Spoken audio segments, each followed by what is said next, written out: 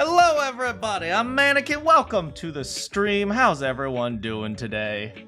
Hello, Celestial. This is your first time at the beginning of the stream. Well, welcome.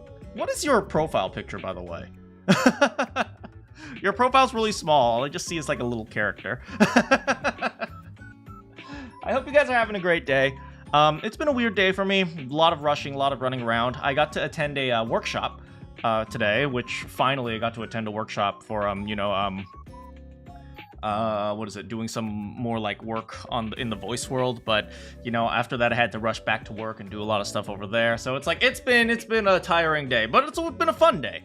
I learned a lot. That's your waifu, Sucrose. Your waifu is sugar? Anyway, we're playing some Disco Elysium today, and Disco Elysium is very strange. But it's a good game. My boy, Henry the boy, he's working hard. He's gonna get the bad guys. Yeah, so, you know, let's just play some Disco.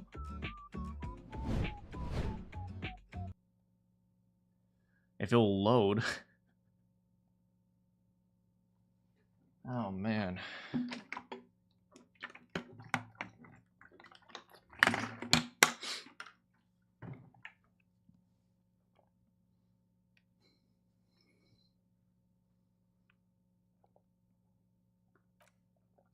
You forgot to come to the stream yesterday? No worries. No worries. Thanks for dropping by today. Yeah, it's usually pretty quiet at the beginning of the streams. Usually people come a little bit later. So you being here on time just means like you get to hang out and chill and just be relaxed and, you know, enjoy yourself. Just have a good time. Try to feel the environment. Oh.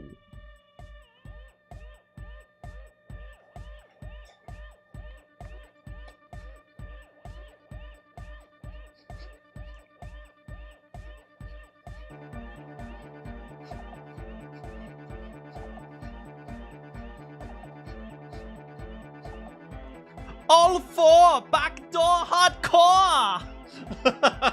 I love Egghead. All right, how you doing, buddy? Oh, hey man, it's good to see you.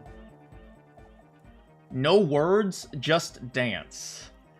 Okay, we got shot in the hip, but we got high quality audio. We found the beat, we found the melody, and dance fever incoming. Okay, so we need savoir faire.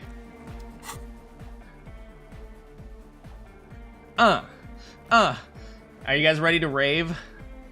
Savoir faire. Where's my savoir faire? It's minus. Ooh, +1 savoir faire.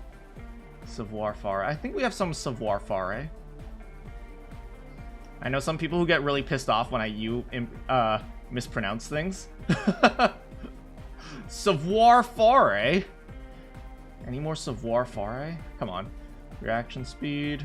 Reception. Hey, how's it going, Kioma? How are you doing? Hope you had a good day. I've had a very busy day, but overall it's been good. That's minus. Composure. Do we not have more savoir faire? Huh. We only have one savoir faire.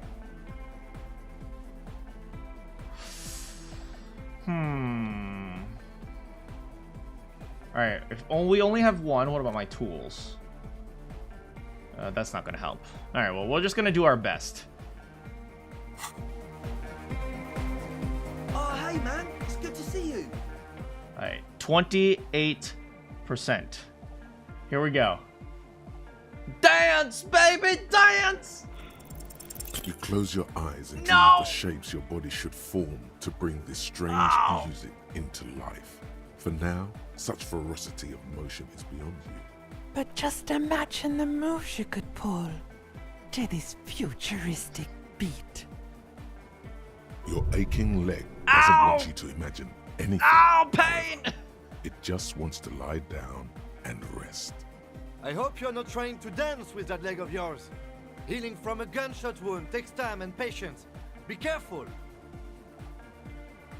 Let's go again.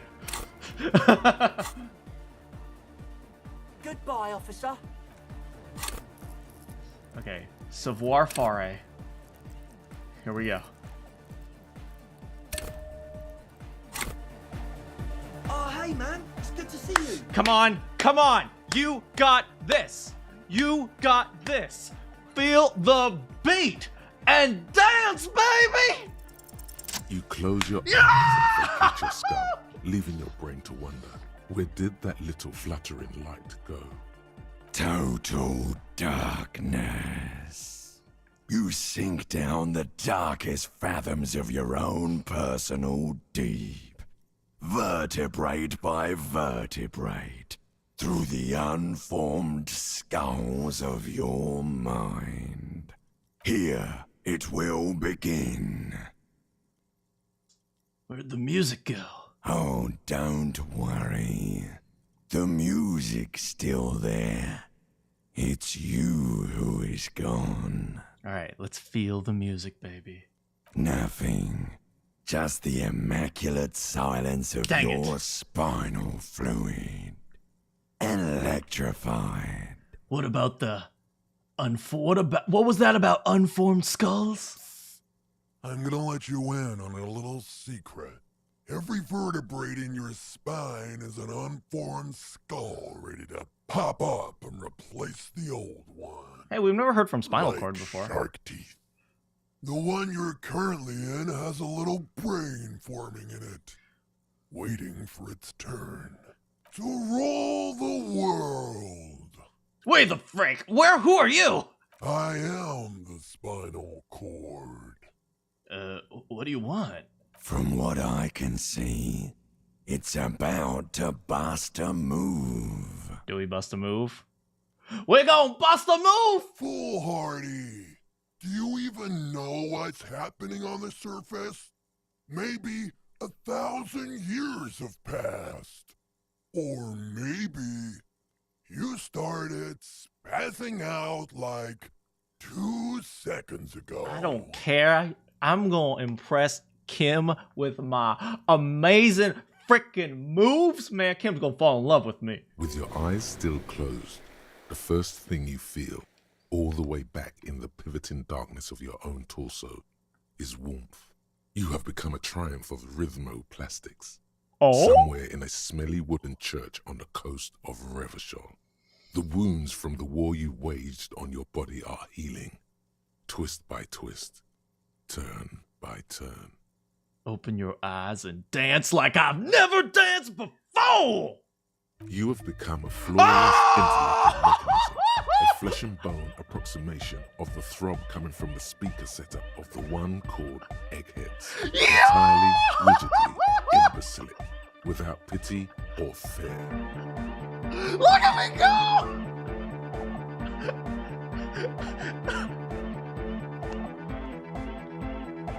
I'm amazing!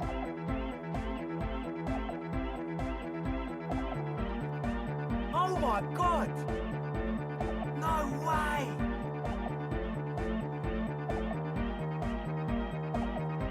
Yes way.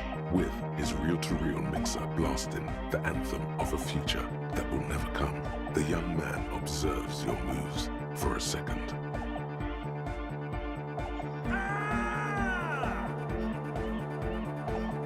He throws a screwdriver and a bunch of drill chucks into the corner and explodes into dance. What he lacks in sharpness, he more than makes up for in violent enthusiasm.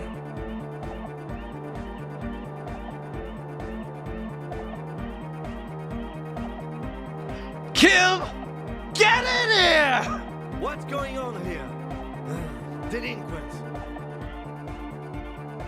I said, get in here and dance! The lieutenant squeezes the bridge of his nose.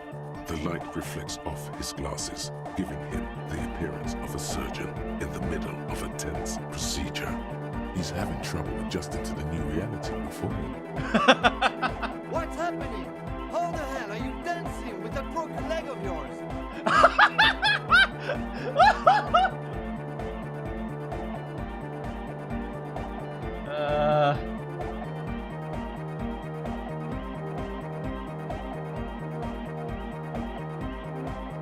I'm not doing anything. The music made up its mind a long time ago. I'm just implementing. Good for you. Rock on then. Yeah!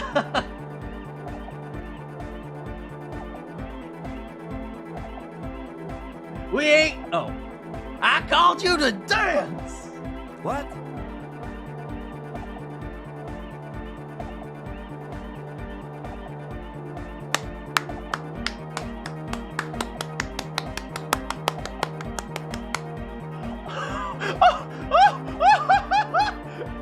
That's it!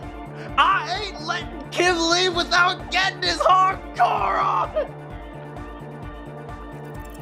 Who's the one?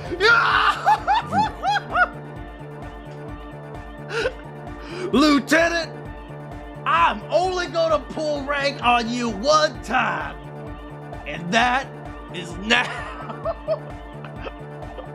How's it going, Gecko? Are you kidding me? I assure you, I am not. Now get your groove on, Lieutenant. That's an order. Get my what on? I said get your goddamn groove on. Boogie woogie, baby. Sheesh, okay.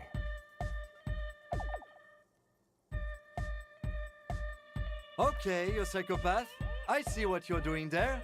It's jacked up footwork, plus some... Is that Ubi folk dancing?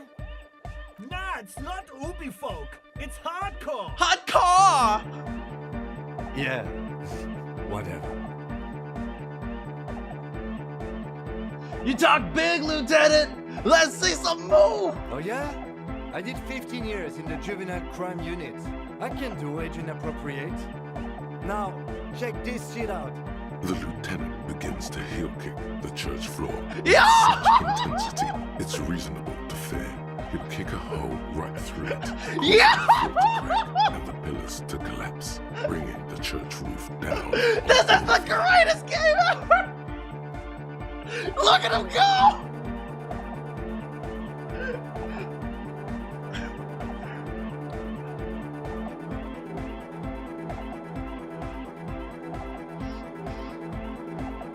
It doesn't look like you give a shit either. Part of him is amazed you're both able to just dance after all these horrifying events. Point to Andre. Dance! It's the law! The young man immediately bounces up and down, then assumes the same dance pattern, embellishing it with some sort of waving motion. This is the greatest game ever! The authority of the law is clearly unquestionable. Turn to Estelle. What are you doing? The young woman lifts her headphones up slightly and raises her chin, looking at you expectantly. Asil? Aren't you going to dance? No, recording. No, dance! The lead programmer throws the other young woman a knowing glance before turning her attention back to her own work. She's still at her mainframe, pressing Boo! buttons, reading printouts, but she started rubbing her head along to the music. Oh, someone else is getting in. Is there anything more I can do? I want to break the limit! The dynamic motion of your flailing body is bordering on the extreme. You're going off the charts. You feel as if turning on the hyperdrive would be a point of no return. Feels almost melancholy. Are you sure you have the entire posse along for this? Together, where are you? Here we go again. Hardcore fills the air. The sound above my head. What now? The sound above your what? Wait, Kim, what are you doing? Above my hair, man. Okay, this is too imbecile. Excuse me.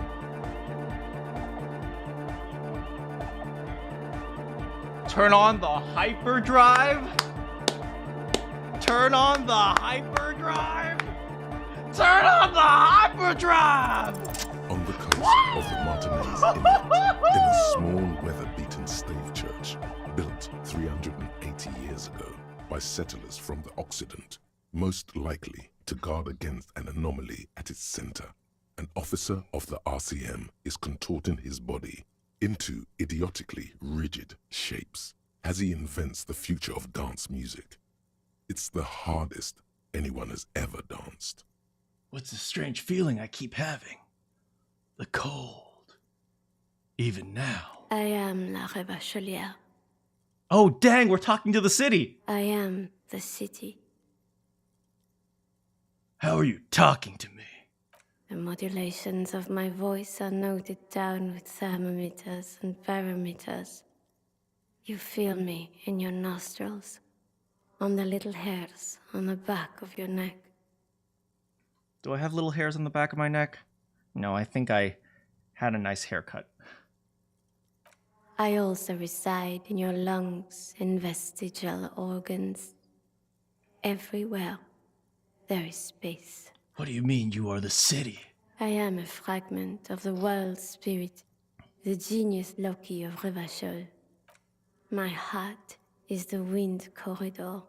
The bottom of my air is red. I have 100,000 luminous arms. Come morning, I carry industrial dust and let it settle on tree leaves. I shake the dust from those leaves and onto your coat. Yeah, but what about the dance? I've seen you. I've seen you. I've seen you with her. Who's the frick is her? And I've seen you without her. I've seen you on the crescent of the hill. But who am I? Why are you talking to me? You are an officer of the citizens' militia, Jante in Rebut. When you wear your coat, you wear my soul. Of course, et gently. You move through my streets freely, in motor carriages and on foot. You have access to the hidden places. You also circulate among those who are hidden. It's totally random, but, you know, they call them motor carriages. Can you imagine how strange it was when the first car was created? It's like, oh, you know, we used to draw, like, carriages with horses. It's like, get this. It's a carriage, but it doesn't need a horse. I need you. You can keep me on this earth. Be vigilant. I love you. Oh my God. A girl finally told me that she loves me. I love you too, city. Let's get married and have little city babies. An officer of the RCM is lying on the floor of a small church with his eyes rolled back What and happened? his tongue lolling out. Several others are standing around him. What He slowly happened? comes to. Had a good rest there? I spoke to the city of Revachol. Fuck yeah! I bet you did. Those were some advanced moves, man. That's all great, but we should really get going. We spent enough time doing aerobic exercise for today. I talked to the city too hard. I'm just You saying. might I was be epic. imagining it, but it feels like Egghead turned the volume down. Such is his respect. Yo, Egghead. The teenagers love me. Man! Now, man! Now imagine if we could do that, right? But with like 1,000 people. End of human development. Mission complete. Ecstatic. All right. You're absolutely beat. Muscles relaxed and feet like noodles underneath. That's it for now. Goodbye, officer. Yeah, wait, what the frick did happened? Go to the island. We still have to take on La Responsabilité. Check the island. That's where we need to go. Locate a working firearm. We still haven't figured this one out.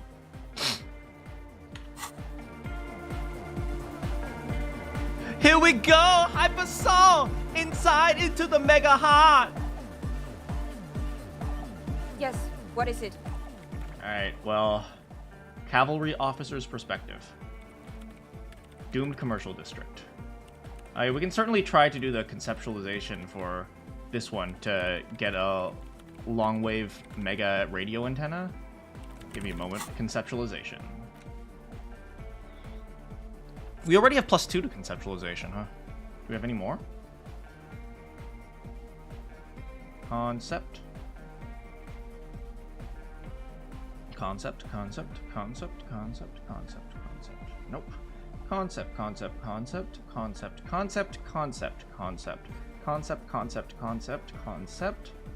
No, I guess that's it.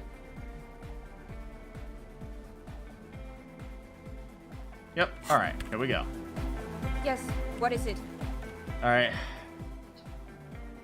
We're gonna do our best with this one, but if we fail, we fail. Come on. 17%, we got this.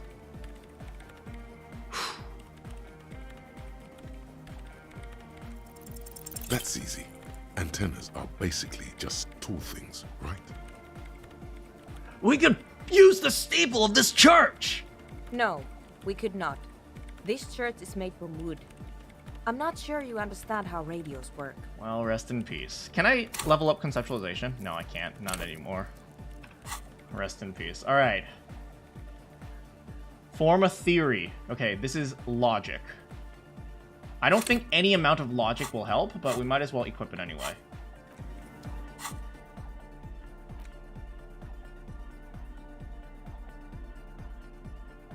Wait, hold on. Let me see if any logic will help. Let me just compute. Yes, what Okay, is it? so I have a -8 right now, right? I have to roll at least a 16. So unless I roll double sixes, what's 5 and 6? 5 and 6 is 11. -8 is 3. So yeah, there's no way. There's no way I'm getting a 16 unless, regardless of how much, so I might as well just try it. Come on, double sixes. Double 6! All you hear is sounds in your head. Oh well. Well, good luck on your, project.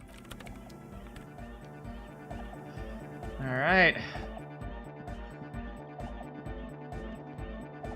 The only way to unlock would be the smoke. Yeah, but we already have too much, oh. We already have, what is it? What am I even talking about? Right, it's too low. The roll is too low, and I want to save the points. Tanks of distilled water. Nose-fed bottles. A tiny chemistry lab. Look, looks like their drug lab is going hard.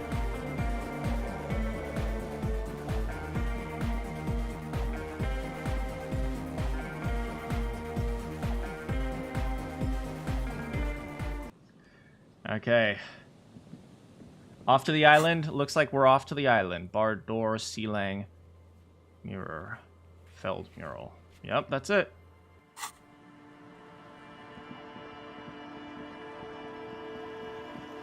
Right, we can use the map.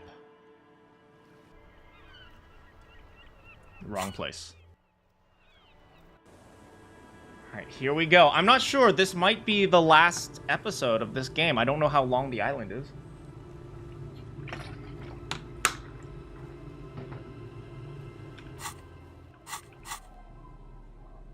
Let's make sure I have all my stuff that I need.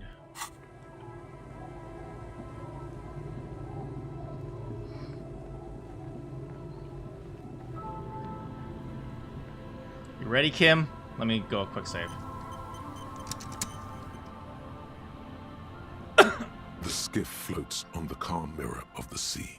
Its 2 seats are empty. You guys ready? Let's go find our suspect. Once you get in, that's it. One pull of the starter handle, and you're off into the bay. A strange trepidation comes over you. Are you sure you want to go now? Let go! Have you made all the necessary preparations? Remember what the net picker said. It's a small tank. You won't be going back and forth on this. You take the engine, Kim. I'll hold the boombox. What?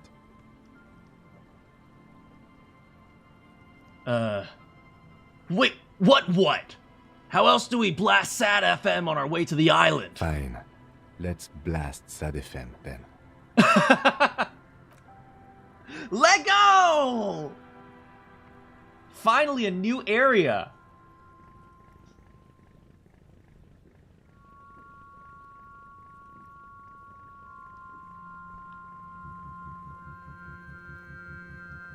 One, two,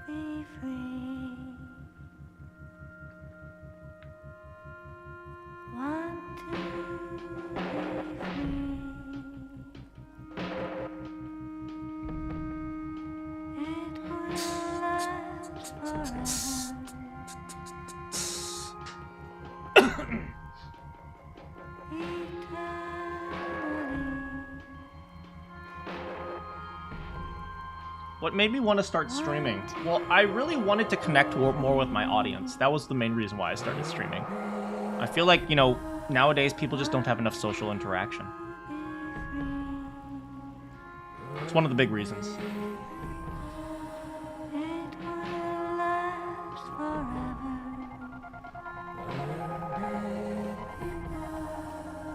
The island isn't that far, is it?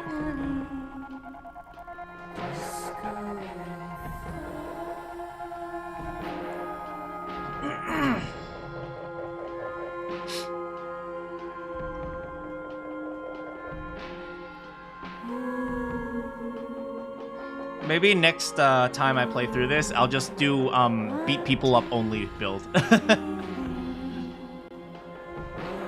Beat people's asses.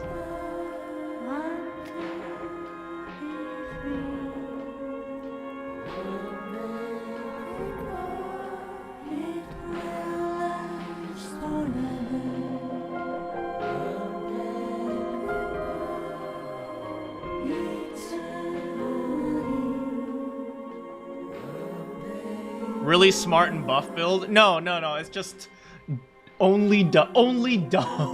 I can only do dumb. What did you miss? We're heading over to the island.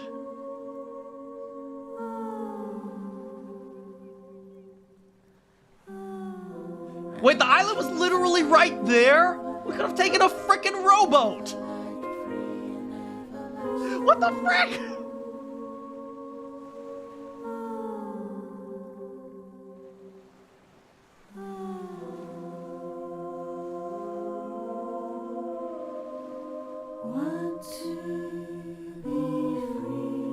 Oh look, there's oil leaking out.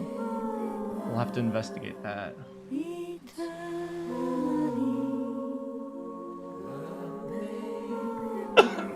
Imagine having both smarts and emotion. It would never work.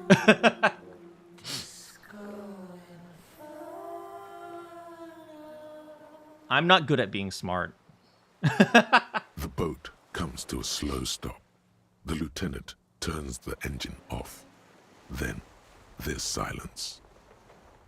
Scale in this game's art style. Yes, yeah, I completely understand. I'm not actually saying that it's really close. You can do the smart. Well, no. No one who attends this stream has an IQ of higher than like 8. How's it going, Arcade? In the silence, a sputter of wings. A flock of quails takes off in the distance. It's like this stream is full of single-digit only IQ. Let's go. We finally made it to the island. That's why you haven't been here in so long. Well, now you're back. Welcome back. The rusted chain trails off into the ocean. The chain trails off into the ocean, connecting the island to the supply depot on the coast. This leads to the depot on Land's End. Right, we couldn't... well, I never really tried, but there was like a 3% chance we can get it open, so I never bothered. Ah, yes. So it seems. What do you think it's used for? For bringing munitions to the island, maybe? And supplies? You could also lock the bay when you raise the chain. Lock it from who? Oh, sorry. From whom? Good grammar. From enemies. Enemies of the commune of Revachol. This sea fort was a revolutionary fortification, I believe. You lurked on Tuesday's stream, so you saw me and Todd, you know, going hard, huh? Thanks for joining, by the way.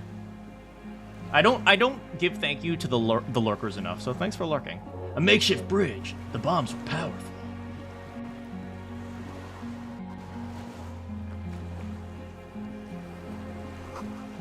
The tires are falling apart. They're at least 50 years old.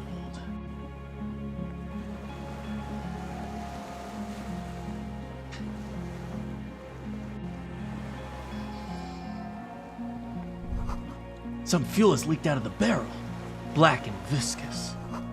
There's a lingering trace of mazout. I don't know what that is. Attention! Inflammable, so not flammable? Can we use the chain or something? No, I guess not, huh?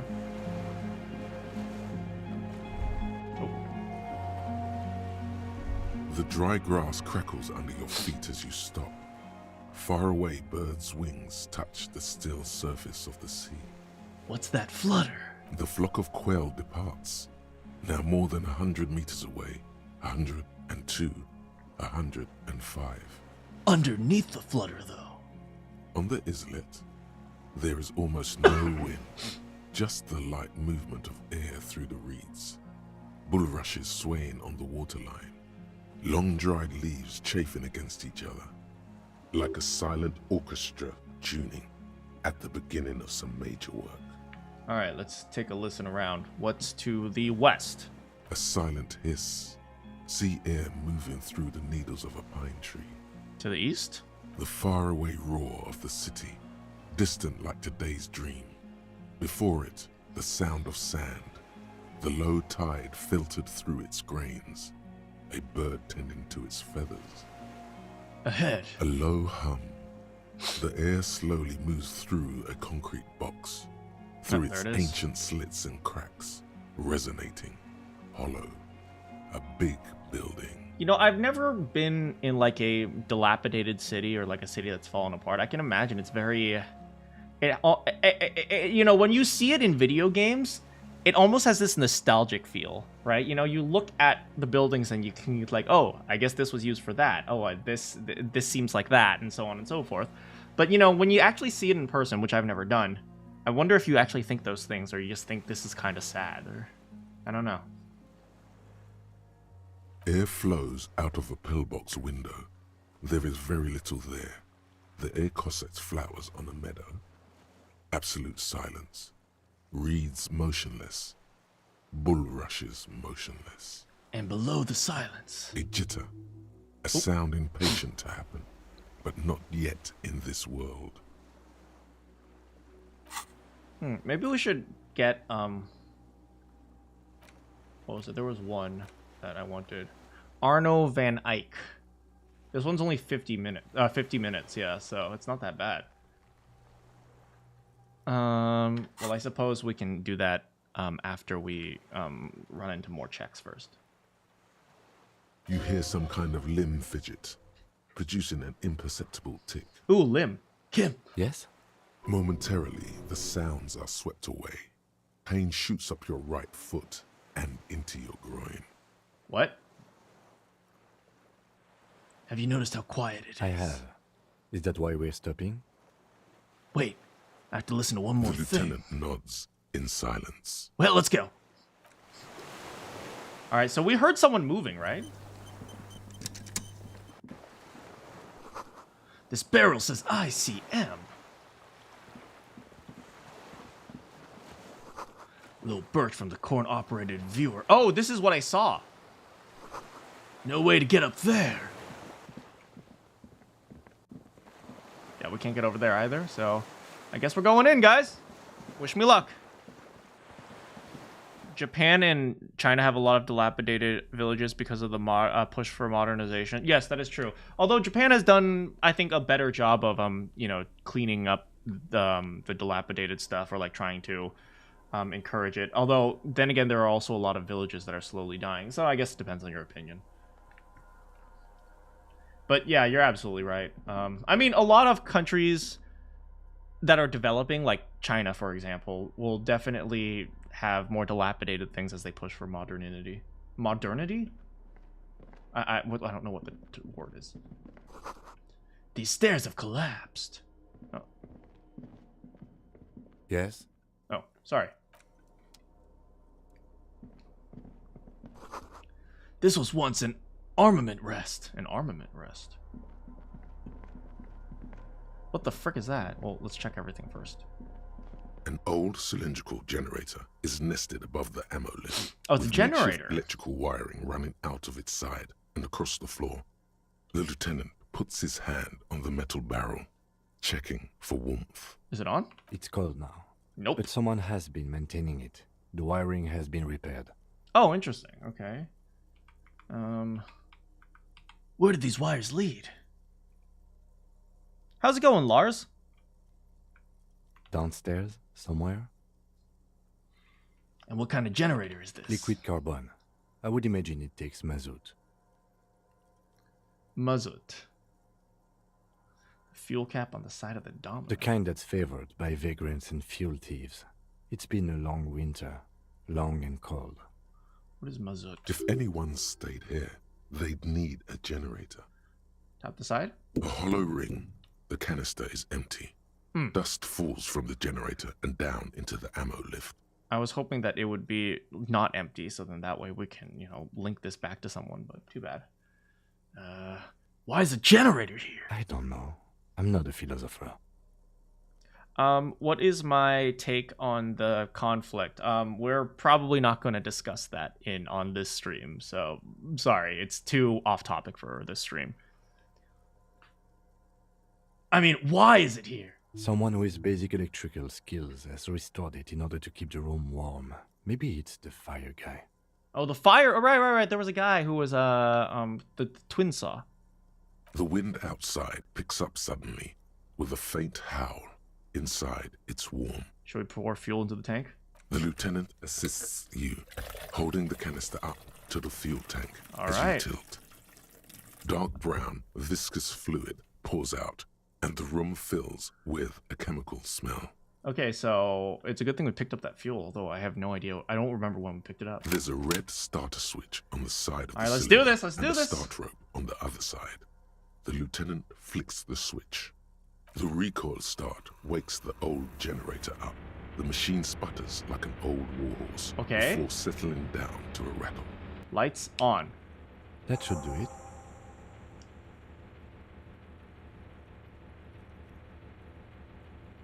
So you don't care about this? I never said that. I said we're not going to talk about it. There's a big difference between those two things. Make sure you pay attention to what people say. Don't just make assumptions based on like certain phrases or certain or certain phrases or certain responses that you expect.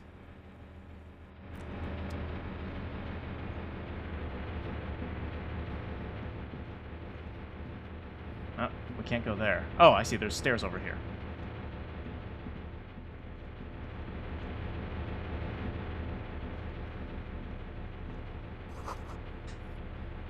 Books, mostly fantastique and historical fiction. Dishes with stained sauce and fire. Stained with sauce and fire. Oh, I see. Like cooking. A survivor's kitchen.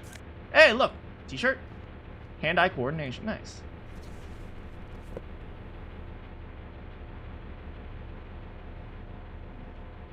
I'm also going to ask you not to talk about it, Lars. This is, right now we're not going to be political on this stream. If you do, I'm going to have to put you in timeout for a bit. So please don't do that, okay? Alright, let's see. Let's see what clothes will be good. Physical instrument is -2 because of the stupid scarf. Okay, we need a better necktie. Where's my bow tie? Yeah, baby. Okay, we got drama. Okay. We should increase our hand-eye coordination, probably. Let's see, conceptualization. We don't care about the smarts stuff. But we got hand-eye coordination. And...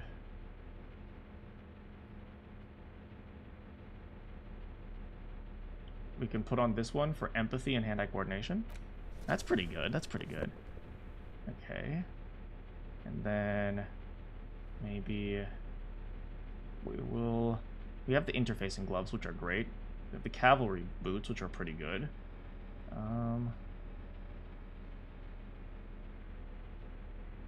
Didn't know you got a bottle of Coke as an accessory. Okay, look. Like, this frickin' are we talking about drugs or are we talking about like the alcohol? Also, how's it going, Slippery? Thanks for that, Keko. Yeah, I don't think it's something appropriate to talk about in a Disco Elysium stream. Alright, well, I think we're okay with my cool visor. Okay, let's check this out. I see candles planted on a broken rangefinder? Oh, those are candles! I thought it was a robot for a second. Moth-bitten bedsheet. It keeps the wind out. Thanks, Celestial. You thought it was a Coke bottle? Well, I mean, I don't have a bottle of Coke, but I do have a bottle of speed.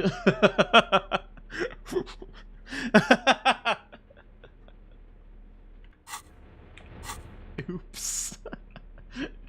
What did I pick up? I don't even know. Was it clothes?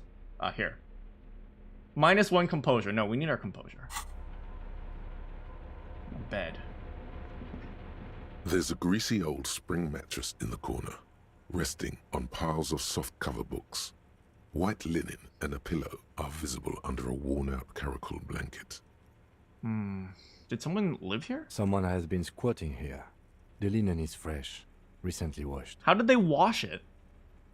How recently? A flash of pain interrupts you, making you wince instead of letting the words out. What? How? What? What? No, officer.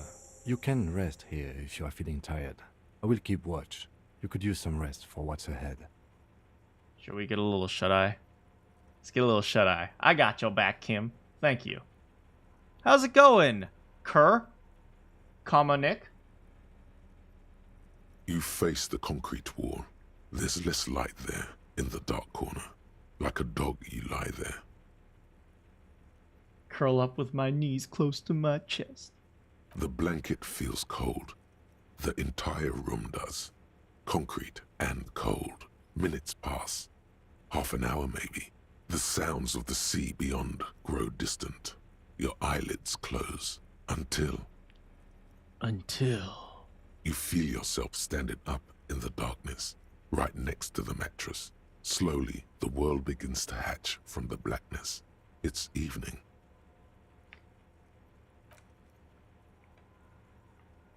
Sleep. Where's Kim? Kim? Kim! Ugh, that was awful. Where'd Kim go? Kim? Kim? Oh, God. The lieutenant is no longer here. Kim!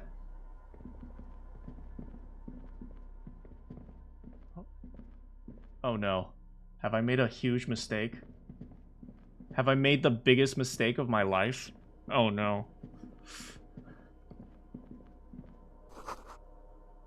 The door is still closed. Feels strange. You can't get in. Where do I go?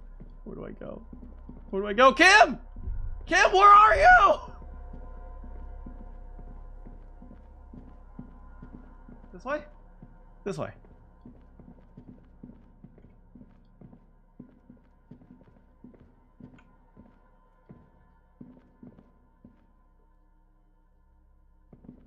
Maybe I'll just go back to sleep.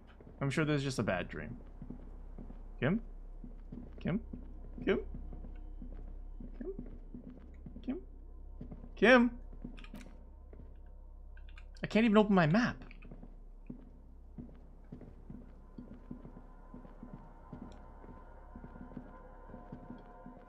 Oh, maybe this way? Kim? Kim! Please be okay, Kim. Please be okay. Mods just banned the trolls. Guys, please be, stay on topic. If not, I'm gonna have to, time you out.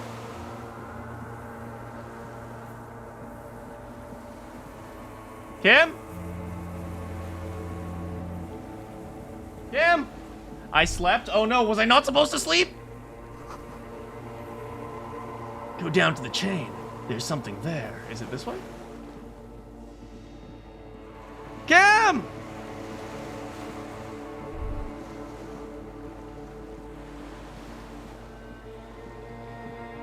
Oh, is this where I came from? God, I can barely see a thing. Hold on, let me get my flashlight out. Oh, I can't even open my inventory. You're back? What did you miss? I took a quick nap and now Kim is gone. Kim?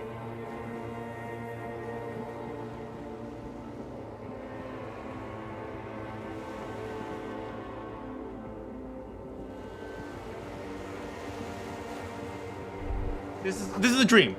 Walk into the water.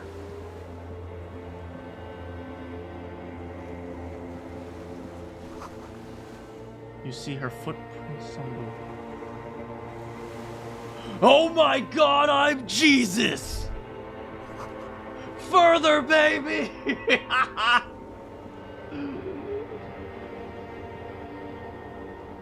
Dolores Day, the innocence of humanism, internationalism, and the welfare state turns around to face you.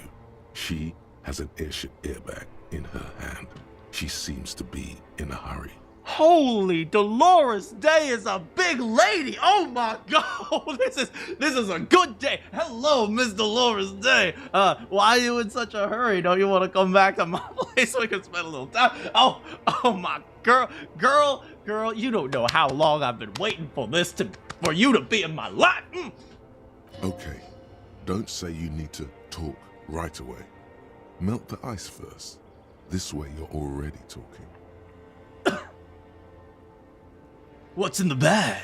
Just my scepter, my globe cruciger, a spare silk gown, a toothbrush, travel documents, the crown of immortality. She morphs into a man saying, wake up. I'm gonna wake up and, like, be attempting to make out with Kim, thinking that it's Dolores. Crown of immortality. Oh, this. This is just a wreath. The crown of immortality is made of rarefied light, mana and raw palladium. It was passed on to me by the rulers of late antiquity. Is that so? She looks at the suitcase, not knowing what more to say. Then, over her shoulder. Anyway. We need to talk. We need to have one more massive, epic showdown. No, Harry. No. I don't want a massive, epic showdown. I want to go to the aerodrome. I have tickets for the 10:20 flight to Morova. Really, we don't have anything to talk about anymore. Every combination of words has been played out. The atoms don't form us anymore. Us, our love, our unborn daughters. Hold up a sec. Is my wife pregnant? What? Is my ex-wife, who I know nothing about, preggo? It's all gone. I have to go to the aerodrome. I have to leave Revachol and you. And you have to be alone. In hell. Forever. That's just the way it is. Oh God, whatever you do, don't try to kiss her yet. Not after that. You're still reeling. You'll fall over if you try now.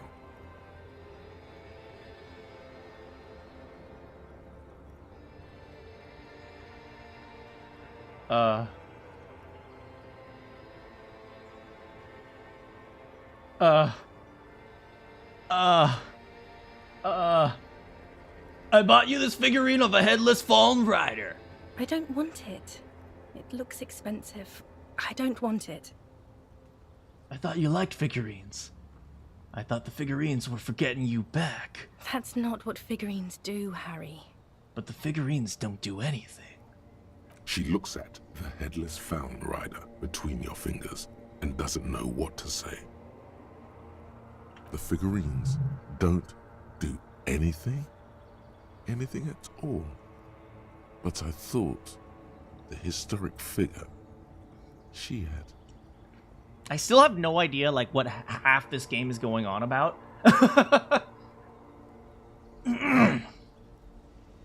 Kiss should be last since it locks out the other questions. Okay, thanks for letting me know. I'll do the ones that I feel I should do, but I won't do the ones that I don't think I should do because I've been burned before. She liked war games and figurines, right? Yes, I thought it would be good. A form of communication where words have failed. Yes, it was a good idea, but she felt obliged by the headless phone rider to give you things in return. Things she no longer wants to give you. So she refused. That's how it goes. Your figurine rider idea was naive.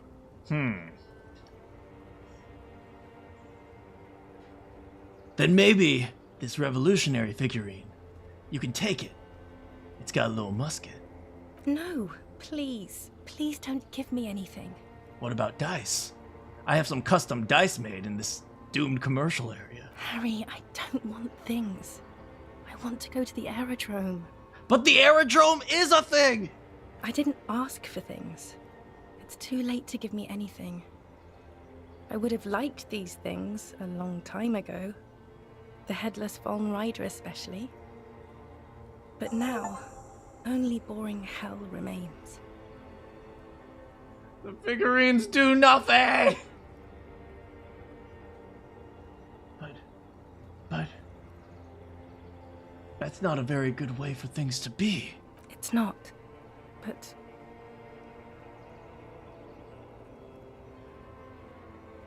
But what? Tell me there's something good! I don't know why I said but. There is no but. That's it? That's it, yes. We've talked about it a million times. You will get over it, just like I did. People do. Things will get good for you again. I still... all I've gathered from this game is that his wife either left him or died, and either she took the daughters or the daughters died too. And Harry turned to drinking, and then he lost his memory, and then he and Kim became best bros. I'm not getting over it at all! It just takes some time.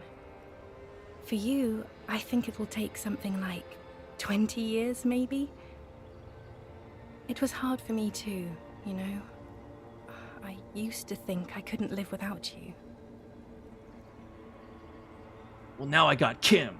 But I can.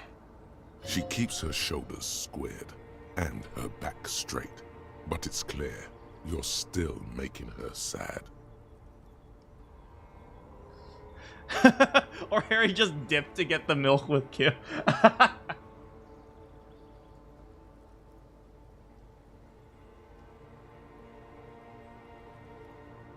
So you felt that way once, that you can't live without me? Yes.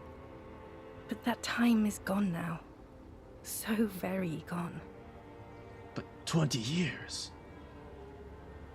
Yes. It only took me 1 year, maybe 2. Phew. That's kind of, excuse my language, shitty for her to say, though.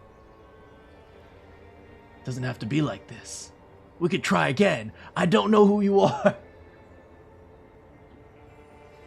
No, Harry. We can't. But why? We already tried again, and it didn't work.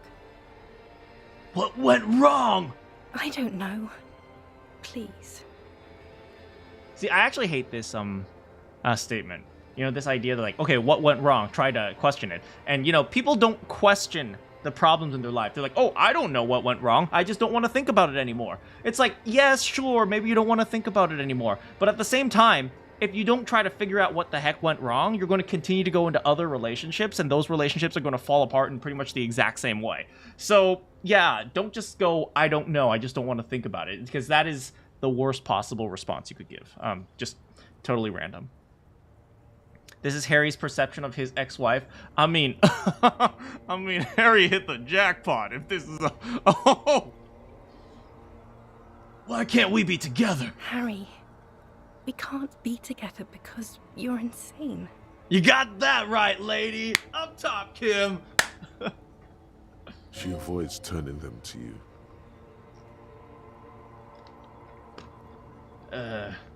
I'm the sanest person I know! Sometimes. You can be very safe, but...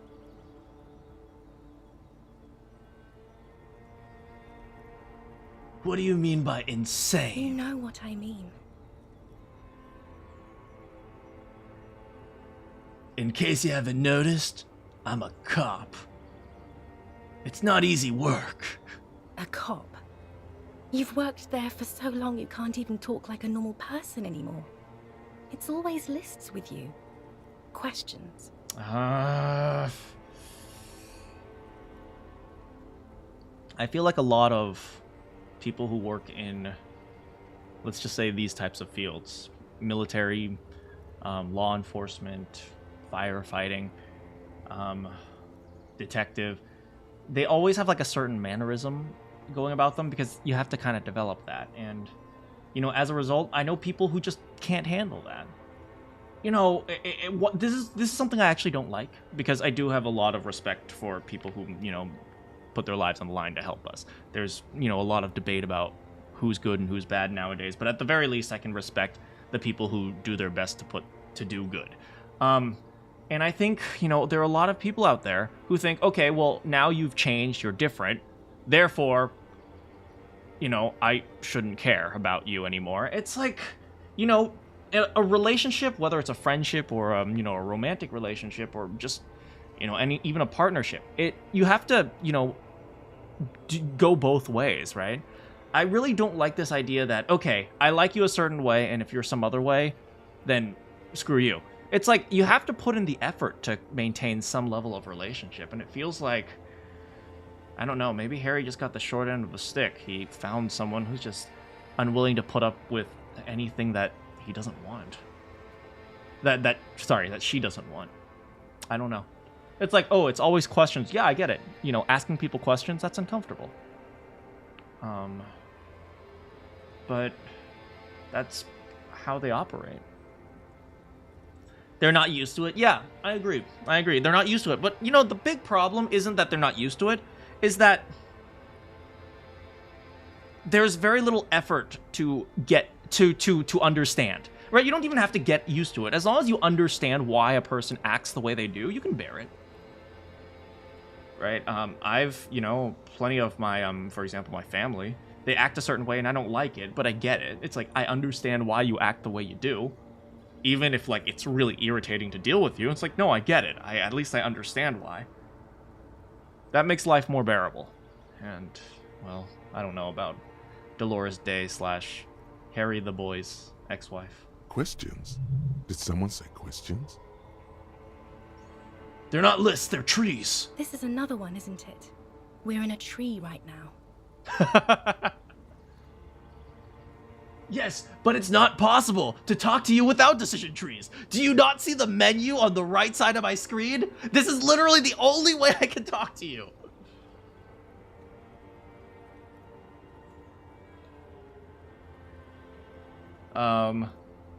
Lists are normal. Everyone has them. It's not just the lists or trees or whatever. You get sad, Harry. Too sad. People can't get that sad. It's impossible to watch. Dang. That hit much harder than the lists and trees.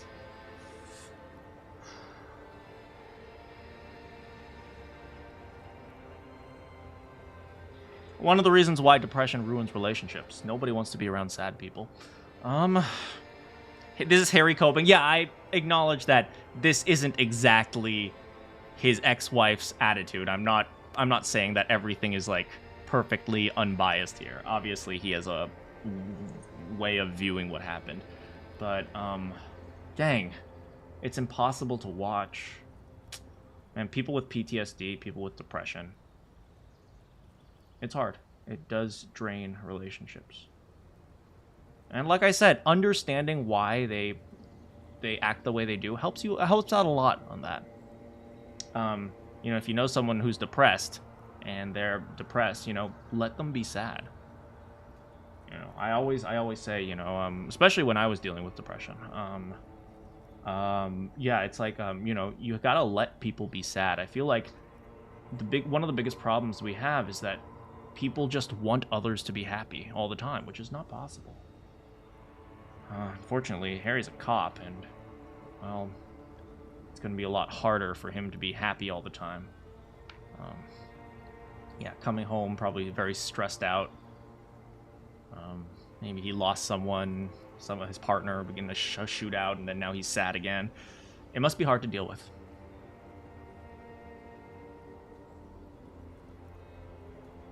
It sucks when someone leaves you for no apparent reason. Yeah, you've been there. I'm sorry to hear that. I think a lot of people have been there to some level of extent, feeling betrayed. Yeah, it's, you know, I don't have a solution to that. It happens, but like I said, sometimes the best way to do it is to, you know, try to understand people. And maybe that's not understanding his ex-wife. Maybe that's understanding Kim, you know. Relate to someone else sometimes, you know. You're going to go. You enjoy the stream. Also, I hope to make it next. Thanks so much, Celestial. Have a great night. Or morning. I think you're night, though. Other people get sad too, but not like you. You stay down for too long. Until you start giving your thoughts names and talking to things.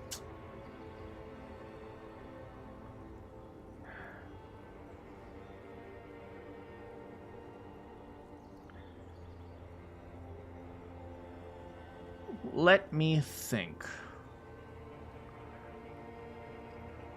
Okay, I'm going to tell you this. Actually, it's because I do want to give some advice to this, because this is actually getting really deep. If you're dealing with someone who has, like, depression or PTSD or some sort of, you know, emotional problem where, you know, they get sad and they stay sad and it's very difficult and draining, if you have to deal with that, my one advice is, well, I think the biggest piece of advice is don't expect that you can be a therapist. I think one of the absolute biggest problems is that people think that, oh, I'll do this and then they'll be happy again. It's like, no. First of all, don't be a therapist, and don't expect that you can be a therapist.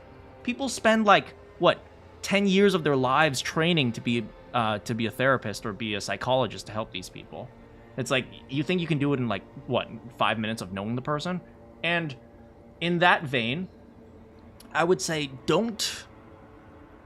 If you're not... No, first don't be a therapist, but in the same vein, it's like, don't expect you're strong enough to know how to deal with it. And, you know, I think the biggest component you could do is just acknowledge that you don't know how to solve this problem, right? You need to go to a professional in the same way that you solve a broken leg, right? But for that extent, ask other people for help. You know, the relationship's not just one way, right? If you're dealing with someone who has depression or PTSD or something, ask your friends for support, or ask their friends for support. See if they can help. See if they have any, if they can be there for their friend. Like, facing a problem, so many people think, like, oh, you have to face this problem alone, like, in order to solve this guy. No, it's, look to your friends or to their friends as well. Don't suffer in silence, in both directions. You know, people often use don't suffer in silence to describe the person being depressed.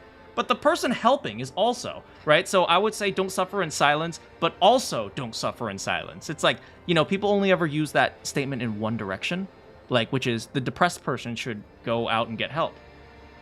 But, you know, the person who is helping should also go out and get help as well. Whether it's a therapist who actually knows how to solve the problem or has reasonable understanding of the problem, or just, you know, other friends. Don't deal with a problem alone, and that includes if a relationship is strained because of this, and you have to figure something out, right? I think there are too many people who are like, oh, well, I can't deal with you alone. It's like, so then they leave. It's like, no. It's like, guess what? Relationships take work.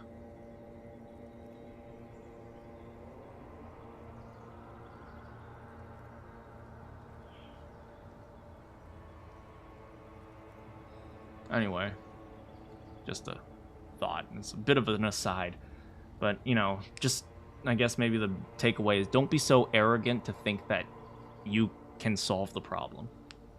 You know, actually go figure out, you know, go get help, go allow the problem to be solved by someone who knows how. So on. Anyway, maybe I'm boring you guys, so sorry. In conclusion, you're ill. You're an old, insane man. And you have to be in hell until the end of your life. And I have to go to Morova. I hate this idea. It's like, oh, in conclusion, you're ill. That's why I'm leaving you. It's like, that's awful. It's one of the reasons why I say relationships take work. You know, there's, you know, when you get married, you do say, what is it? Through good and bad, in sickness and health, in rich and poor, will you accept this person to be your husband/wife? It's like, you know, because they acknowledge that relationships eventually have bad situations. And sounds like one of these situations was, you know, it's bad, so I'm leaving.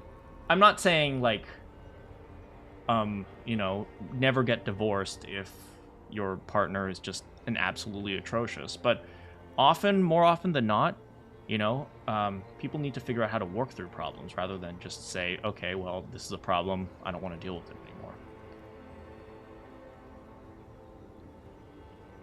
But you can acknowledge that there's stuff that you don't know. Well, since you're on this stream and your IQ is below 10, as everyone is on this stream. No, but yeah, I think I think one of the best skills you can have is to figure out when you don't know something. That's one of the absolute best skills you can have, and it's a very difficult skill to develop. Because how do you know when you don't know something? Because you don't know, right? So one of the best skills you can develop, which is more of an instinct, is just like, okay, there's something I don't know here.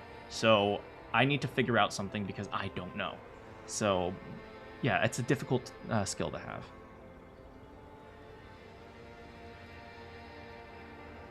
But, you know, work on that. And one of the best ways to develop this skill is simply by acknowledging that you don't know everything. You know, I'm actually a really arrogant person. At least, or when I was growing up, I was a very arrogant person. I didn't like taking criticism. I didn't like listening to people. To an extent, even now, I don't like taking criticism from people who I think are equal to me. It's like, I'll only take criticism from, like, people who are, like, clearly know more about a certain subject. And it's like, I will never, like, take criticism from a person who's, like, you know, like my classmate. And that's something I really have to work on. Because sometimes I devolve into this, like, arrogant thing where it's like, oh, I only want to talk to the smartest people in the world or the best people in the world. And, you know, that's something that is tough for me as well. But I've worked very hard on learning that I don't know everything. So, yeah, it's a good skill to have. It's a really good skill to have. Love is a fragile tightrope. Yeah, definitely, at certain parts. You can definitely do things to strengthen it. You can definitely do things to, you know, make it a not so fragile tightrope. Maybe actually build a bridge under it. But yeah, sometimes you just can't do much with it. But, you know, if you can slowly, at the good times, when you can slowly widen that tightrope and then create some sort of support, then when you have to deal with those tightrope situations, it becomes a little bit easier. So, yeah. Anyway, I get the feeling you're not really Dolores. I don't know what you mean. Dolores Day?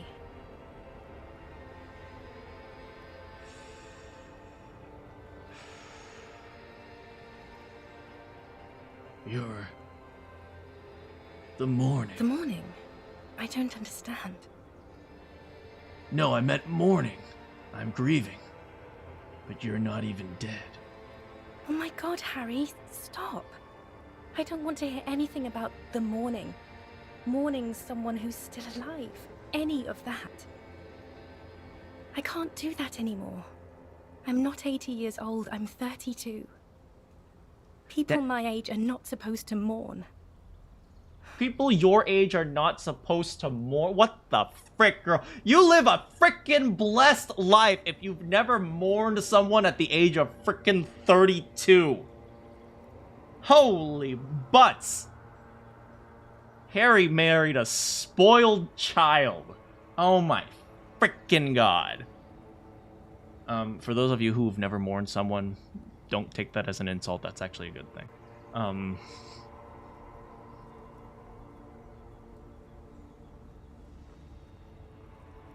You're the X something. Wasn't I Dolores Day just a second ago? Now I'm the X thing? You're confusing me. Look, I have to be at the Lausanne Aerodrome at 10:20 p.m. I still have a light rail to catch. What is the difference between a light rail and a train? Can someone tell me? I haven't even bought the tickets yet. We all told you. Everyone warned you. Who everyone? Everyone. Oh, what's up, reptile brain? Literally all of you. Hey, what's up, limbic system? I'm just saying that solo you had with the smallest church in St. Sands, just like, mwah, mwah. I will always stay there.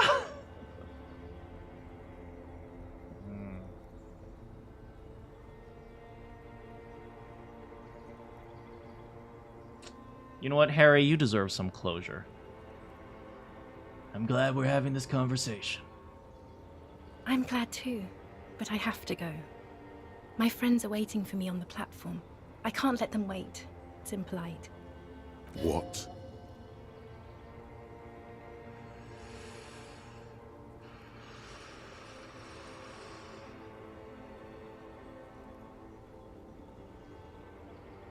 Yeah, authority's right here. That's just kind of BS. You know what's impolite? Co-signing a lieutenant detective of a Revachol citizens militia to eternal damnation! I am impolite with you, Harry, because you are the past. What the frick? Me and those friends will have good times together in the future.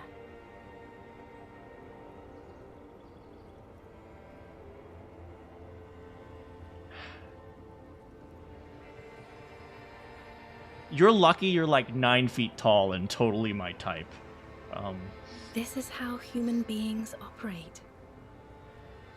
I hate how condescending she is talking to Harry. Like, oh, let me teach you what's the right thing to how to think. It's like, oh, screw you. It's like, I don't know how badly Harry suffered, but he's clearly suffered, man. And that many years of being a cop, wrapping up, what, over 200 cases? He's probably watched a whole bunch of people die. Don't be so freaking condescending. I'm pretty sure Harry knows a lot more about the world than you do. This is how human beings operate. It's like, go be a cop, then see how human beings operate. I was wrong. You don't have power over her anymore. You shouldn't have said that. I am wrong about everything.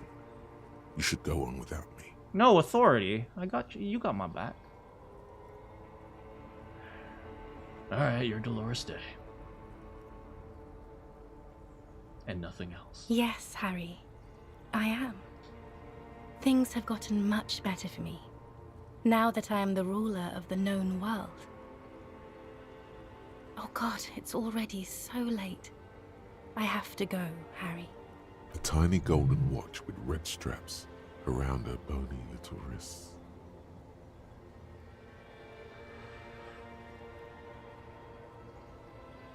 But you said I have a vast soul, and you will always come back to me. We both said a lot of things.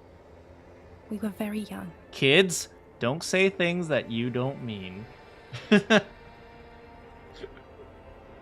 One of the reasons why my relationships fail a lot. It was her. I can feel it. I can see it in her tender, long fingers, in her wrists. Her hand wrote it, said those things.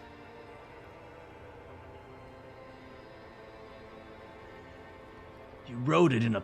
I kept the paperwork. As Queen Regnant, I write a lot of letters. Regnant? I thought that's Regent. Oh no, that's Regnant.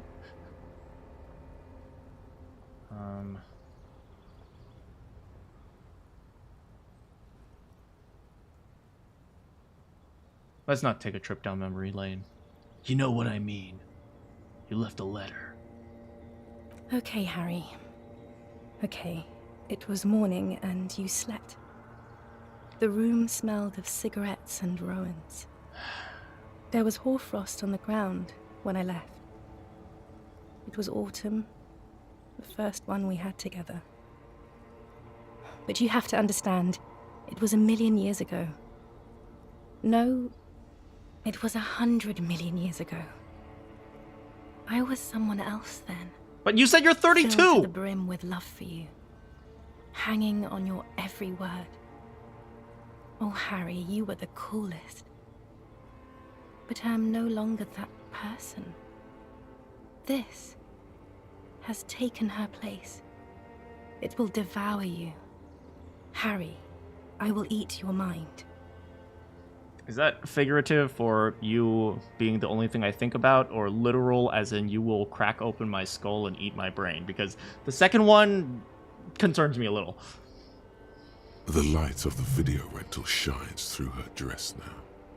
A DeLorean figure, cut in black, moves below. It's still her. Her legs, her breasts, her hips.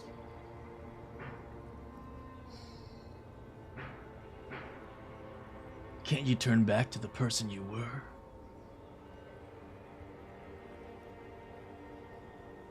Voyager Road? I know that place. Where is it now? It's here, Harry. We are on Voyager Road. At the end of it, Oh. 300 meters from the stop. Oh, here, the video. We used to come here to rent videos. The house. There. You could not pay the electrical bill. It became a lightless tomb. The years you spent training for the militia, my parents' money, it was not good. They gotta pay the cops better, man.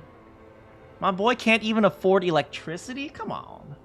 Surely the alcohol didn't help either.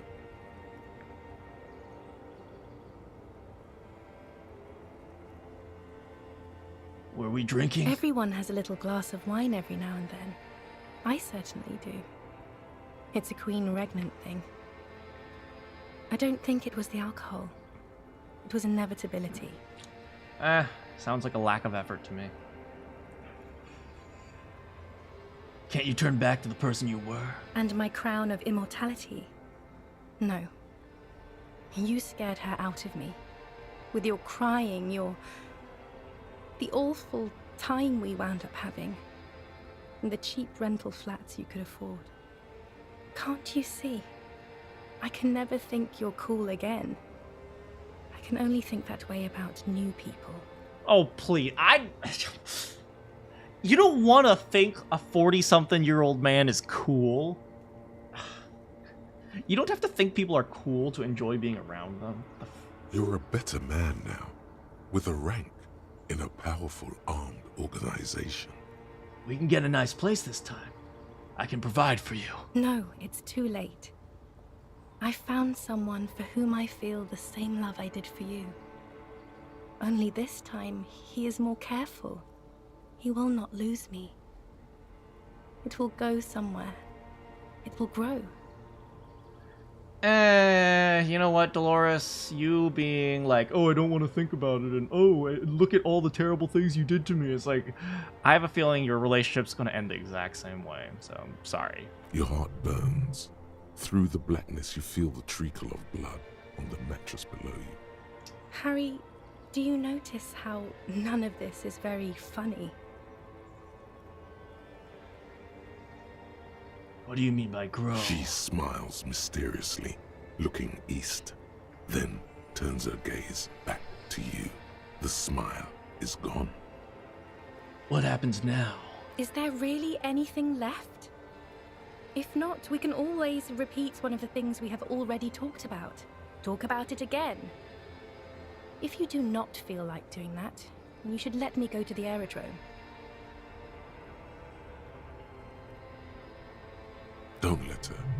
Don't let her go there. You should redo the topics. Go over everything. The things you didn't say before, too. Make it go on and on. So I'm not gonna tell her she's a mass murderer, so I think...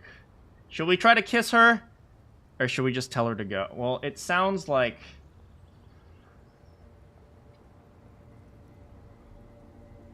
I don't know. My Harry's kind of a psychopath. No, not a psychopath. He's kind of a live free kind of guy. I wouldn't say he's a psychopath. He's kind of I'll do what I want because this is just how I live my life kind of guy. But we'll kiff. We'll kiff. Kiss, kiff. Okay.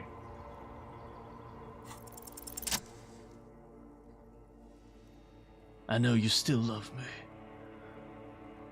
He's approaching her like a wild animal.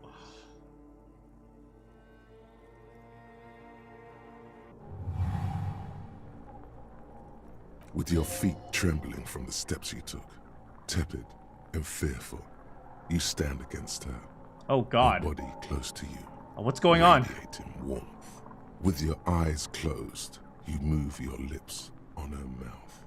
She is not kissing you back.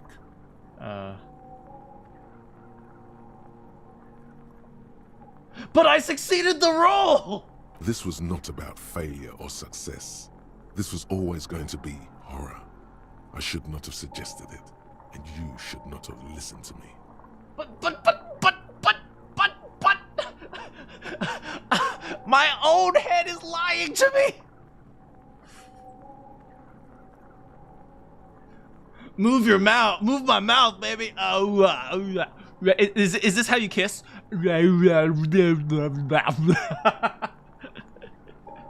Nothing, just pillows against you. Unresponsive, but for the taste of apricots.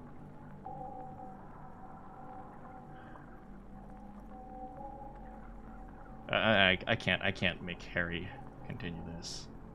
Just stop, man. You're not kissing me back. The moment is ending. She is going to move her face away from yours.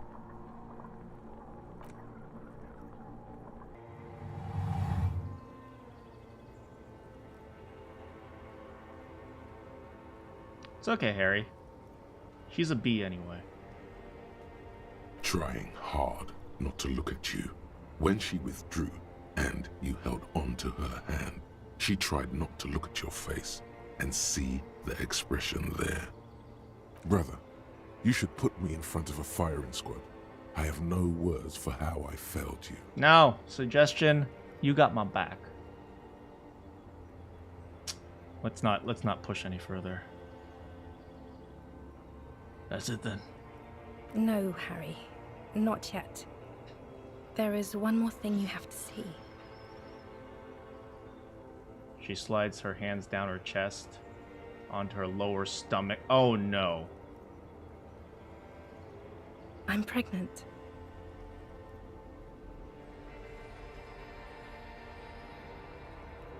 Who? Maury, we need Maury Povich to come up here and get a DNA test and go, you are not the father. And I'll go, whoa!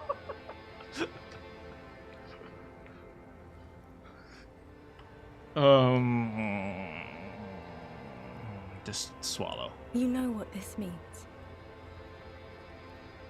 Is it mine? Of course not. Okay, good. I am not the father. Okay, good. I terminated yours. Don't you remember? You poor fuck. Poverty-stricken fuck. Wait, what?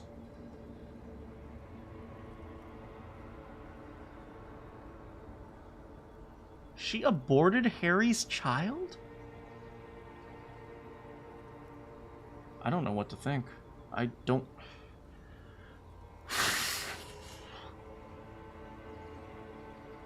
I should probably move away from this topic because it's a very touchy subject, but damn, I don't know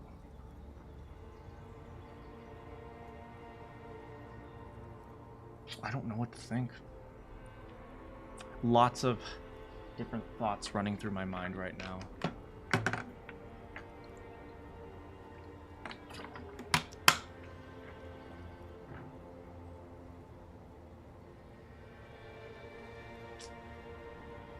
I want to say something, but I feel like there's always going to be one person or several people listening who will post whatever you say on Twitter, so I'm just going to... Okay. Now, go ahead. Ask me more questions. Let's talk about something else. Remember when I said the comments to use the phone. Yeah, we did use the phone. You mean the church phone? Or the phone near the church? Yeah, we did use a little bit of phone.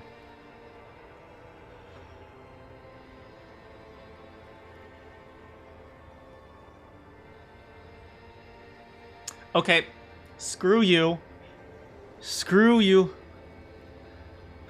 The fish market phone. I think I used that. How's it going? Bedlamite?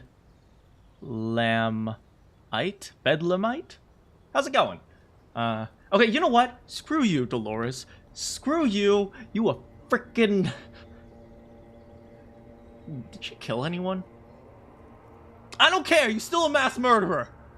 Okay, screw you. That is very contested by modern historians. Very contested. Oh, we're talking about the historical figure of Dolores Day. You're only saying this because things didn't work out between us. I have to go to the aerodrome now. I don't have time to defend myself from these accusations. Oh, you can randomly call her? Oh my goodness.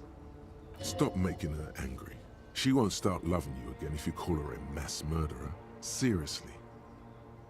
No. Screw her. Screw her. Harry, you done with her. You done with her, okay? Would you say you haven't behaved like a mass murderer with me? You were very bad to me too. We've talked about it like 7 million times now. I don't want to do that anymore. All right. I wish there was a 7, option 7, where it's just Harry leaves, because I'm going to be real with you, at the very least through Harry's perception. Screw this girl. Oh my freaking god. Screw this woman. Oh my freaking god. But she is very attractive. I'm just saying. What? I have to, Harry. Really, I've already missed the 8:30. I'm gonna go now. I was wrong.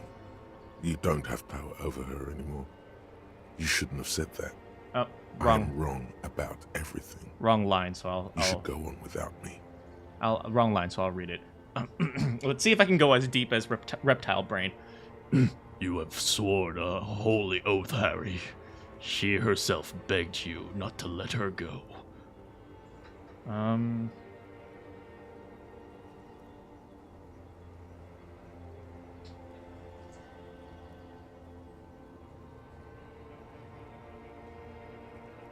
I'll bring that up. Yeah, sure. Just for Harry's closure. You swore, but I swore I wouldn't let you go. You asked me to be this way. That was someone else. I betrayed her, overwrote her, and I'm happier for it. And I'm really going now. The time is up. I must be on the 10:20 flight. I don't want to ask it. I don't want to see her again. I'm going to be honest. Screw this girl. Just go away, Harry. Harry, just don't deal with her anymore. Will we see each other? I won't see you, but you will see me. Okay, screw you. Frickin' screw you. How can that be? Oh, Harry. This is a dream. Can't you see?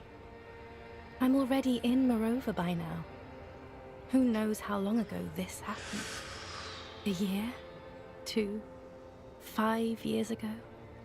Then how will I see you again then? Right here, tomorrow night. Once this dream starts happening, it keeps happening. 3 times a week, at least. And Harry, it really, really looks like it started happening again. There's the video rental. Wait, so Harry is conscious of the fact that this is a dream. Harry, this is a freaking lucid dream. Summon 20 Kims to beat her ass. Okay, let's go. I'm suffocatingly beautiful and young, and I smell of tutti frutti chewing gum, like I did that time when I asked you for forgiveness, after leaving you the first time, so long ago. This is intolerably bad. Oh yes, this is real darkness. It's not death or war or child molestation. Real darkness has love for a face. The first death is in the heart, Harry. See you tomorrow. See you tomorrow. Dang, that's just dark and messed up. She walks away and says, "See you tomorrow." Look, there's Kim. There's Kim. Come on, get up, buddy. Get up. Kim's here. Kim's got your back. You're up quick. How was your sleep?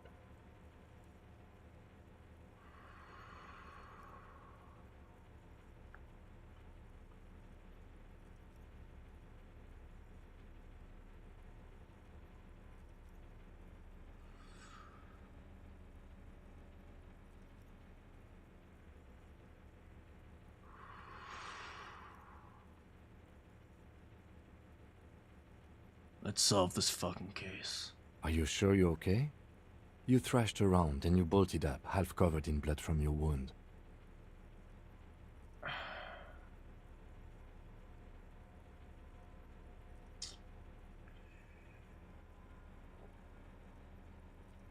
You know what? We don't know if Harry's ever been hurtful towards her. True. I mean, I guess we only have one side of the story, but fair enough. You know what? Let's open up to Kim. It was annihilation, Kim. You know what? After that, I want to be real with someone. I did not want to wake you. Perhaps I should have? Was it a job dream? No. An ex-wife dream. The lieutenant nods solemnly. I understand. We've all been through similar things. It can be overcome.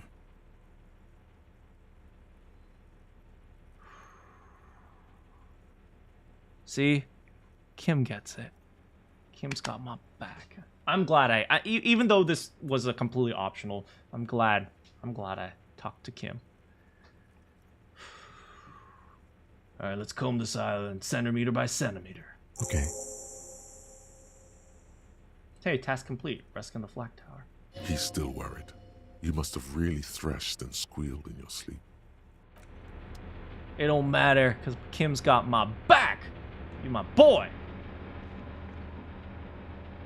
Books and magazines lie scattered on the floor and on a makeshift cupboard. They are not particularly well organized. Anything in there? In your opinion, Harry develops a warped perception of her.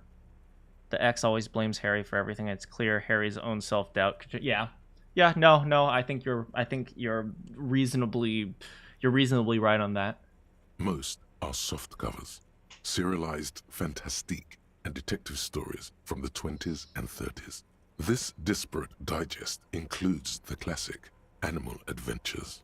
Frickin' Animal Adventures. Them animals, we knew we could never trust them. Oh, it was the squirrel, wasn't it? Among what is mostly commercial fiction and serialized stories, you find a magazine cathodique for electrical engineering. Then it's back to pulp. Light erotica, an international thriller about circuit benders. Wait, circuit benders, magazine cathodique for electrical engineering. Wasn't that Ruby Girl? She was really good at radios. Someone's made themselves a home. I got +2 because I'm enraged by communists. Wait, I'm a communist, but I also hate communists? What? I conceptualize. I can get +1 at most to conceptualization.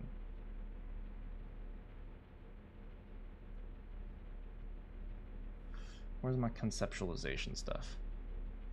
That's visual calculus. Conceptualize, everybody thrive. Conceptualize, come on. Oh, here. Yeah, I think it's only +1. Yeah, okay, let's try. Soft covers, serialized fantastique and detective stories. Animal Adventures. Anything stand out? A magazine for electrical and not that you can tell. Damn. This is a digest of someone who's dead bored. Most of it is for entertainment purposes. Fittingly right next to the radiola on the floor. Nothing at all? Maybe it's a little old-fashioned. There's a nude mag. More than that, you can't say. Let's take the nude mag. Alright, well, that's okay. I'm not very good at brains anyway. It's not that big of a deal. Let me put back on my thing.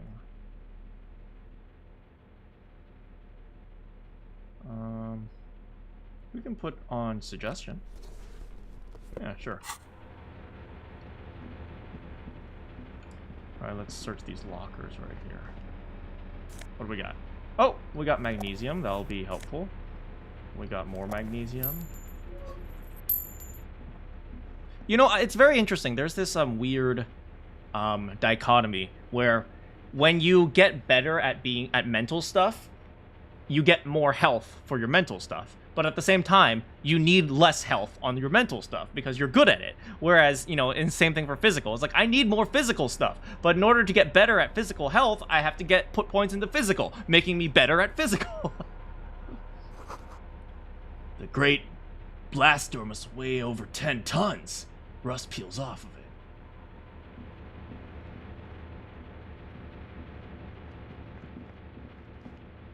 Green paint flecks off the monoblock aluminium cabinet. There are rows of switches on the front panel, a frequency band, and even a keyboard.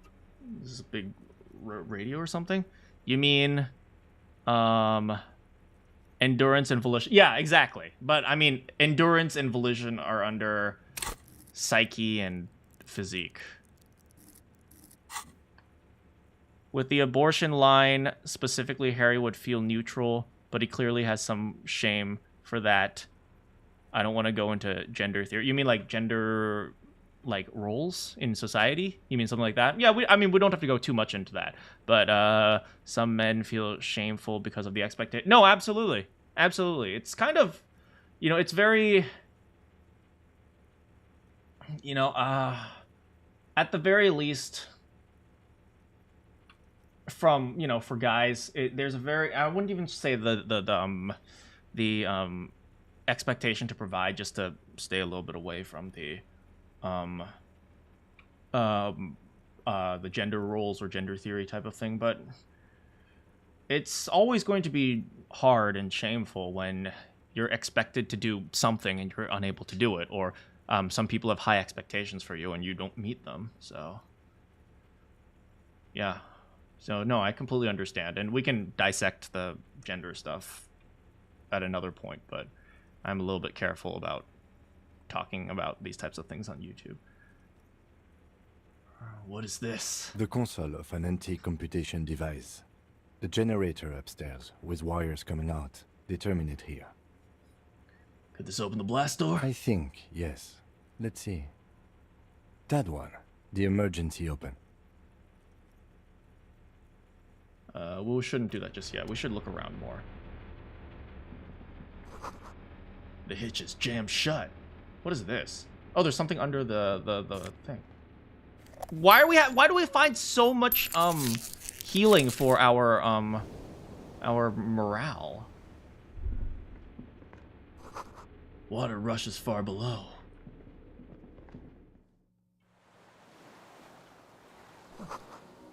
Firing slit. Oh, I see, because this is a military bunker. Something up there. Must have been a direct hit to take out a huge chunk like this. Oh, cannons, right. Because this was an old war zone. Distant sound of cargo ships. Oh. The reeds swaying strangely. No, it's nothing. The reeds? The reeds? Where are the reeds? That was probably perception, right? The ice cracks under your feet. Be careful not to fall. Okay, let's get back. I guess that's the water.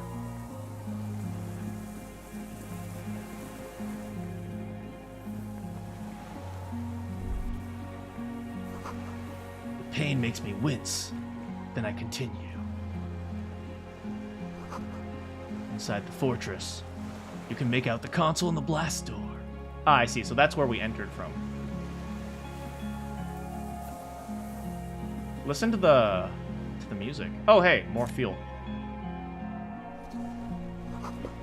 A weathered artillery map showing coordinates. An old medicine cabinet. Newly stocked. Newly stocked? Hey! Dramamine. There's a rain-soaked mattress on a concrete slab, only half covered by the crumbling roof. At the head of it, double embrasures, firing slits like two eyes in the wall. B triple prime. This looks like a good place to shoot from. Oh, Kim is on it! Right! This makes sense as a location to shoot the dude! Although we still don't have a motive. Spec the mattress. A single-person mattress, modern, civilian use. Brand name, Marjorie. There's a fuel stain on the cover, along with cigarette burns. Any, shells? And an empty can of beans on the ground next to it, filled to the brim with cigarette butts. Pick one out of the can. Let's see. The silhouette of a tobacco picker adorns the paper filter. The brand, Tio Moteri. Oh, here. Like the ones we found in Land's End. I may have been wrong when I said it wasn't important. This means the same person could have visited both locations. Okay, interesting. Not necessarily important, but kind of interesting. I didn't see any signs of smoking inside, though. If people live there, they keep it tidy. This here may also be a smoking spot. A bunko? Yeah, this seems like a firing location. Spec the wall. There's a firing slit in the wall in front of you, like a little window. Touch the concrete first. Quite old and grimy from years without cleaning God. by anything other than the rain. Oh god, it probably has like filth on it. Ugh, frick. Look through the hole in the The concrete. springs screech as you lean on the mattress and crane your neck to look out. Trepidation. A tingling feeling in your stomach. Oh? A small piece of Martinez coastline opens up in the square in front of you. Oh! A tiny landscape painting. 1 kilometer across the water. Alright, let's check. The ruins look familiar. Okay. Let's check the left. A towering skyscraper. Its top floors shaved off by artillery fire. Capeside apartments. Rue de Saint-Ghislain, 33A and 33B. Okay, what about the right? The red chimney and collapsed back of the 4-story tenement in front of the Whirling in Rags. Rue de Saint-Ghislain, 10. The doomed commercial area. Oh, interesting. And between the two? The box-shaped silhouette of the Whirling in Rags. Its sloped roof, a tiny fleck of light catches your eye on the rooftop. Sunlight reflecting off the upstairs window of Clausia's room. Bingo, baby! There it is. Do you have a line of sight to the window? More than that.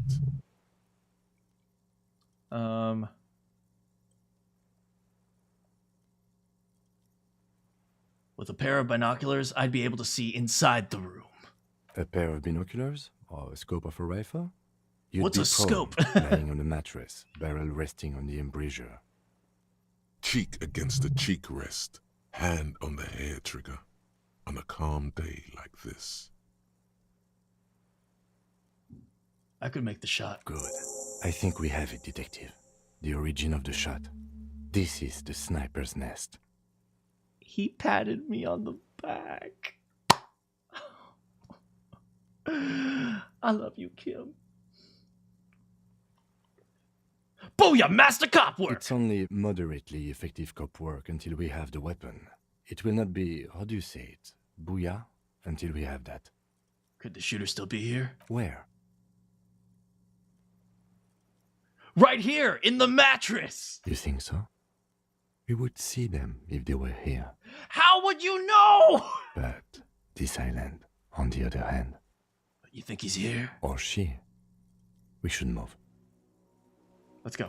Let's go. Before we get shot, what did I pick up? Oh yeah, fuel. You need to go to sleep. You'll watch the rest of the stream. Thanks so much for joining. Yeah, hope you enjoy the rest of the stream. Hopefully Kim doesn't die. I swear to freaking God. If Kim dies, I will be very sad. One pat on the back would be like a son to your heart for 1,000. I know, right? Someone's watching me. Someone's watching me. I feel it in my bones. Okay, wait, hold. Someone's watching us. I'm not taking any chances. Okay.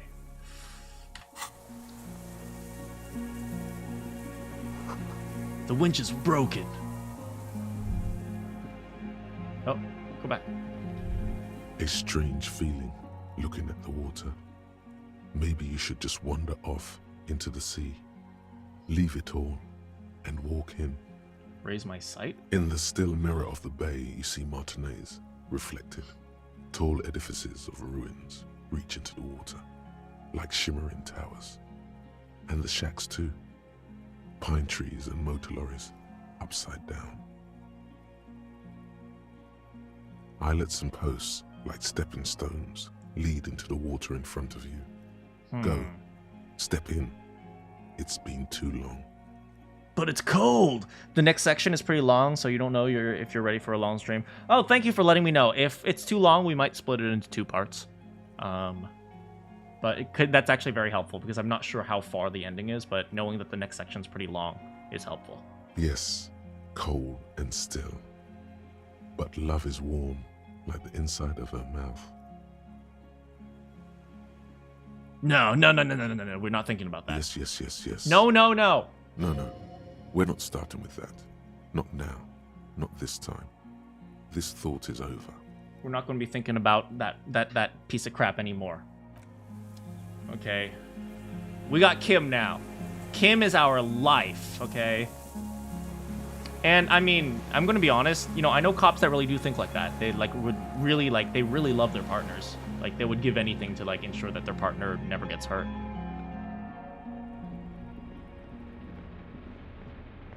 I think we explored everything out there. Oh, I guess we can't even see where we are on the map. We're right here, I guess. Let me check one more time just to be safe.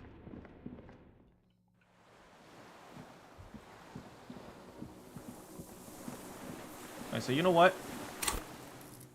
We have some points. Why don't we unlock one more of these?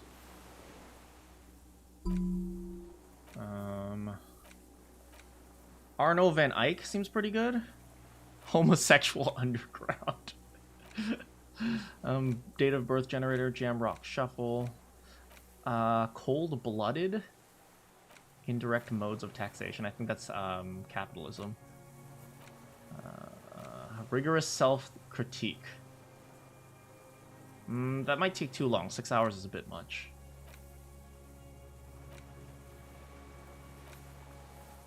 Fairweather T500.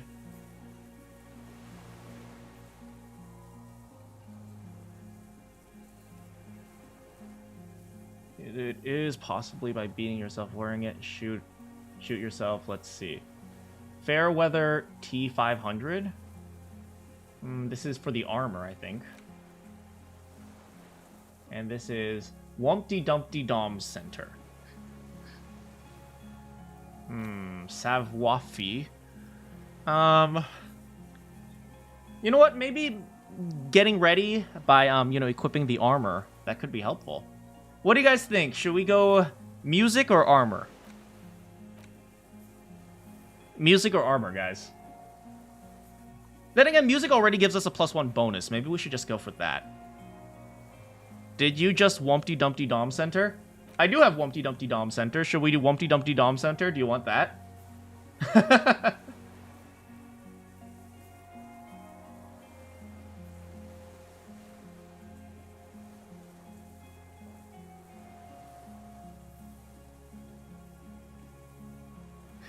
He said it like it's no big thing. It's the Wumpty Dumpty Dom Center. What do you want? I have no idea what this thing is.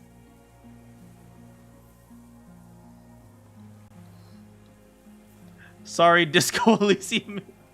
I'm not familiar enough with the community and the memes, but I'm definitely gonna learn a little bit more after I finish the playthrough. What do you guys think? Do you think we should do Wumpty Dumpty Dom Center, Arno Van Eyck, or Fairweather T500?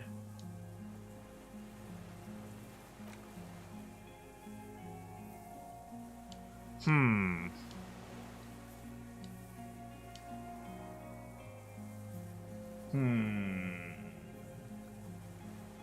know what? Screw it. Wumpty Dumpty Dom Center. Let's do this.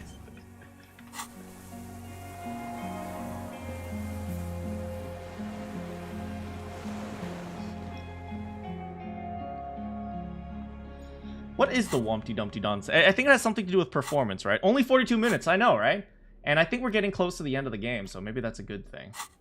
Wumpty Dumpty Dawn Center is people under an oddly shaped booth. Guy and Keith Juice are the stars. Bomber jackets. Oh, it's the art thing. It's the art world. All the cool kids have RSVP'd. Yeah, I'm cool. I can relate to fellow children. Hello, fellow kids. Oh, right, we have to open the door. Open up, baby. A dim golden glow. It's on. Turn emergency open. Automatic boot. Slide radio dial, push light interior. Alright, let's do it. The blast door opens with a series of clicks. A shaft of light appears, then widens as the light shines in. There's a meme with Kim saying that. Wumpty Dumpty Dom Center. Alright, we got the blast door open.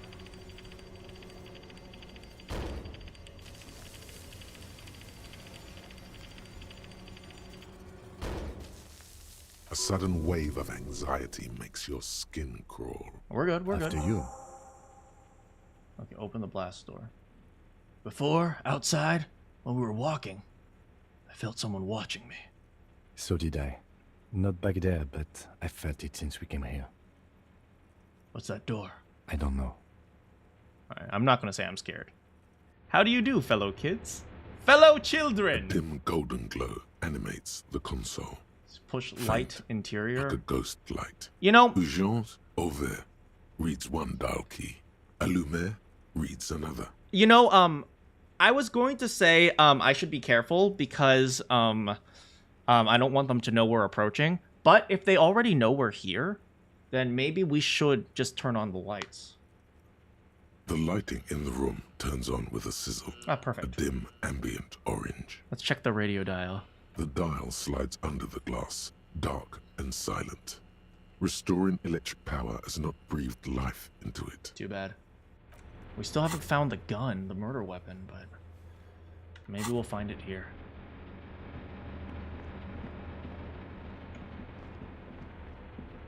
Shall we go? Let's go. This is it. And I'm still holding my stupid plastic bag because I need to collect things for recycling. It's important to recycle, kids! Look, flowers. Oh. Small white flowers blossom all around me. It's a rubber dinghy, deflated and broken.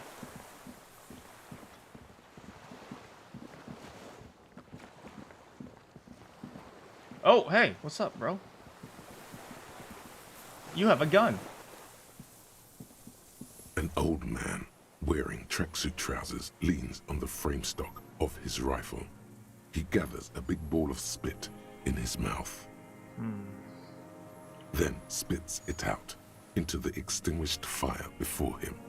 He raises his black eyes, hooded by creased eyelids, to meet yours. So I guess we found our gun. Unclouded by cataracts, his eyesight is sharp. So I guess he doesn't have a He's cataract. practically tearing up from spite. Hatred got the best of him a long time ago. This man hates everything.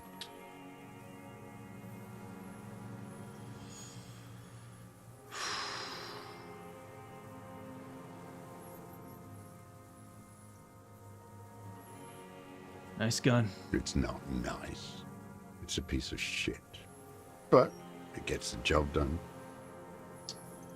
Is that a Belmar grave? It's a Triangong 446. 446. That's the caliber of the gun we need. There it is. Oh, we'll locate a firearm that shoots 446. A samurai rifle. How did you get hold of one? It was sent to us by our brothers in the Sinyao commune. Sinyao Military commune. aid. So that's from the Asian part of this world, I guess? It has stayed true to him. He can still make it sing.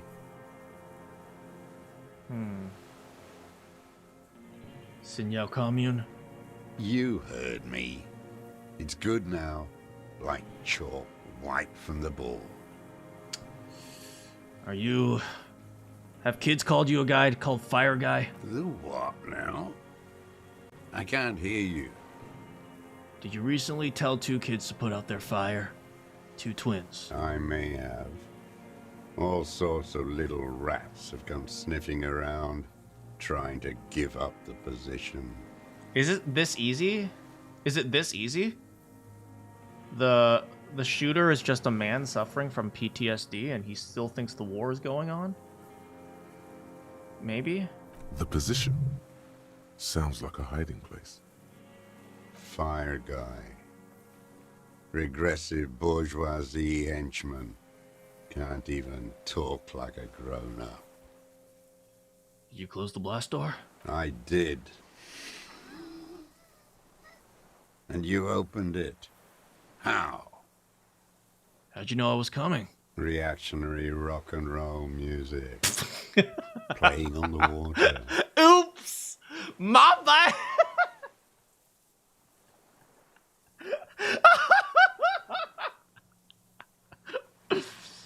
Told you we shouldn't play sad FM. But it wasn't rock and roll! It was sad Oh. It was not reactionary, it was cool! The fascists were right about rock and roll. It is degenerate. Hip gyrating, mental illness music. Every musician will say that about the next generation of musicians. Trap music playing on the water. You've retained your eyesight? My eyesight? Yes. Helps me see all the shit. A shudder of disgust passes his right side. His left side remains motionless. His left side is motionless, but a shudder of disgust. Sir, can you... I need you to put that gun down so we can talk further. We're with the police. The lieutenant pulls his pistol from the holster. You are a glorified night watchman. This is a service rifle. I can only lay it down before an enemy commander of corresponding rank. Does this guy still think like the war is going on, and so he just shot someone because he saw a military man or something? His elbows rest on the frame stock, calmly for now, but he may still get it in his hands. Looks like he knows the weapon. That's pretty good. Sir, I am an enemy commander of rank. Put it down, please. The words, I am an enemy commander, sound cold as iron from your lungs. The old man still hugs his gun. And what rank would that be, dog? Lieutenant Double Refrigerator. A big wheel of the 4th Regiment of the Pederast Army. To hell with it. It's a walking stick anyway. Alright, good. After that big shootout, I'm going to do my best not to kill anyone else. It's out of bullets. Don't just drop it! Let's pick up the gun. His gaze follows your motions. The rifle feels surprisingly light in your hand. Frame stopped and patched in places with tape and wire. Wait, he taped together his rifle? What? Boy, how does this thing hold together? Still warm from his parched hands. Not the metal. The metal is ice cold. This weapon has been modified several times. Inspect it closer. The rifle's in a shabby state, like a crutch that's seen too much travel. Hieroglyphs are embossed into the forearm, made of walnut. You always imagine, what if there was a bullet and he drops it and it goes off? Yeah, you don't drop a gun. You never drop a gun. And doubly so if it's recently fired. On the butt, you see Vespertine writing. burned into the wood. Triangong, 4.46mm, made in Sinyao. It'd be pretty funny though. Yeah, we'd be dead. This uses 446. The right type and the right calibre. He's liking this. And it's as he said, Triangong, made in Sinyao. No one said it has to be a Belmagrave. We were just guessing. From ballistics, it could easily have been a Triangong. Look at me, I'm so smart. I can visual calculus. It doesn't matter if it was made in Shanti Shanti. All it has to do is use jacketed ammunition. And it does. It's been patched and modified several times. I wonder how old it is. The old man does not answer. He just stares in front of him. I legitimately think this is like a guy who's suffering from PTSD who just still thinks the war is going on. I can only imagine what that would be like. I've heard that is like a legitimate thing. I've never actually experienced anyone with PTSD. Not true. My friend's father is a cop, although I don't think I've experienced him having a PTSD episode. The old man keeps following your motion with his gaze. His right arm twitches suddenly. Some kind of involuntary response. Something is slightly off with his motorings. Oh, okay. This looked very much like the murder weapon. It could be used against him to get a confession. In time. Okay. Who are you? My name is Josef Lilianovich Dross, Political Commissar of the 114th Anti-Aircraft Division of the 4th Army of the Commune of Revachol. Yeah, I think this man is just suffering from PTSD. You ever heard of those Imperial Japanese soldiers who held out 2 years after the World War II? I'm not sure exactly who, if it's Japan or some other country, but I do know that there were some groups of soldiers who, they continued fighting even after World War II ended, so. I am a deserter, a partisan, and a prisoner of war. This is my termless surrender. The Commune of Revachol? Do you mean the ICM? Your holdover from the... From the revolution? From the Insulindian Citizens Militia, the army of the revolution. I was recruited in Jamrock in 07. In 07? Trained in the École de Contrôle Orient, and consigned to emergency defense duties in 08. 08, 07 and 08. Right now it's what? It's 51, 52, I think? Which means, let's say this guy started training when he was 20. Dang, okay, let's just say plus 50, so he's like upper 70s. I left my unit on the eve of the landing. When I returned here on May 14th, the Commune had fallen. Still armed and ideologically trained, I wrote a criticism of myself and resumed partisan duties. So he's just been doing this ever since? How long have you been here? 43 years. Oh my god. No. I've been on other islands too. I was an resurrection until they turned it into a spa in 18.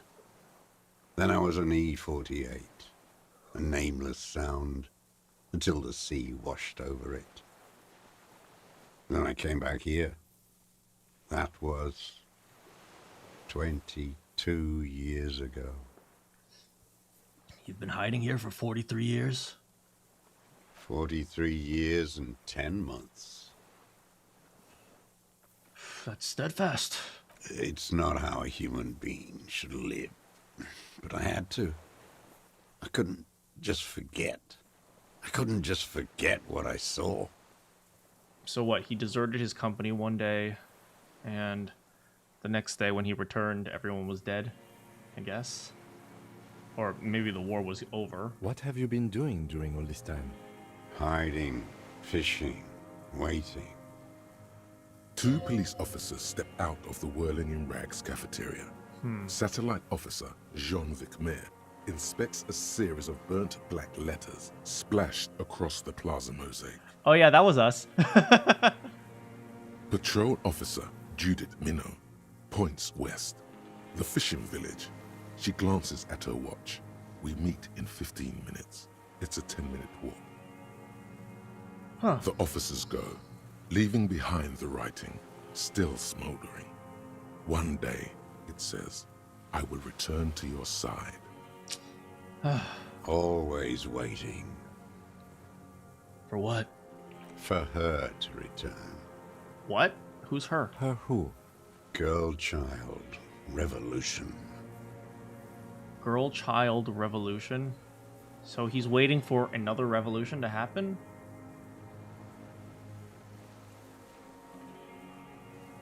I'm afraid she's gone, buddy. The material base for an uprising has eroded. The working class has betrayed mankind and themselves. Is he trying to start like a is he still waiting for like a second communist revolution or something like that? Maybe. I mean, you do have to understand, what is it? When Marx wrote his manifesto for communism, it was essentially a call to revolution, right? So it's really good at inciting revolution. It actually wasn't as political as most people realize. It was actually more of a justification as to revolting against, let's just say, higher governments. So it makes sense that these guys are, he's waiting for a revolution. He's not waiting for the government. He just wants the revolution itself. The historic opportunity for a revolution has passed. It will not come back anymore, however hard I try, whatever I do. Well, maybe you should move on with your life. I mean, not like you can. You're going to go to jail because you shot someone. What has he done? Perhaps a confession will lighten the load. What have you done? Yes, what? To get things going again? Fan the flame? There is no flame to fan. There is nothing left of the world, of our dreams. You said you deserted your unit, huh? I was just 16 years old. 15 when I volunteered. Oh my goodness. I had a lapse of faith. And of courage, too. 16-year-old kid. It's a kid. It's a kid. Sorry for all you 16-year-olds out there, but you guys are kids. Man. You could say I misunderstood the historic role of the proletariat and thought Mazovian socioeconomics were fallible. For a second, I doubted the irreducible laws of historic materialism. Can we not use such big words, please? A second is all it took. For what? For reaction to take hold.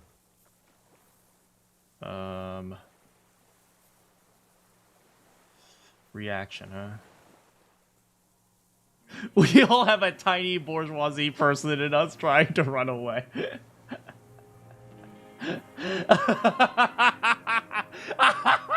He does not seemingly react to what you said. Only his right brow moves a little. And this was when? May the 13th, 08, 44 years ago. The horizon was black with coalition airships. Their petroleum rose to the sky, and it looked like it formed the clouds. Storm clouds. When they started shelling, it was dark magic. Dark magic? What's that? The combined might of international capital. All at once, all the greed and terror in the world tore into Revachol. It lifted streets from the ground and turned houses into ghosts. We were in the Flak Tower. I see. So these guys wanted revolution, and so as a result, the military justified attacking. And, well... Huddled on the floor. The artillery was 80 kilometers away in Ozon. But I knew the commune would fall. We would all be turned into ash. So I said I was going to the map room. And you ran away.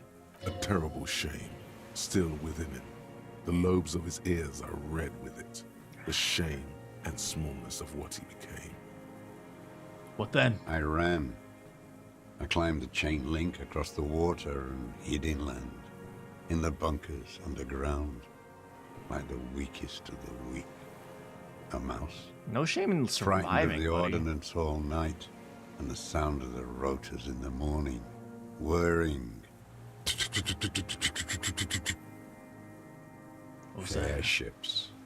I climbed out into hell. The landing was complete. The chain was submerged. I had to swim back. The fortress was half submerged too, shattered. They'd all drowned in the lower levels, or got torn to shreds above. The anti-aircraft gun had malfunctioned. So had I. I left them without ideological direction. It was real. I'd seen it. I'd seen it in reality. Seen what in reality? The mask of humanity fall from capital. It has to take it off to kill everyone, everything you love. All the hope and tenderness in the world. It has to take it off just for 1 second to do the deed. This guy's really into his ideology. And then you see it, as it strangles and beats your friends to death. The sweetest, most courageous people in the world. You see the fear and power in its eyes. Then you know. You know what? That the bourgeois are not human. Just let him finish. I had to. I had to fight it. I had to never stop.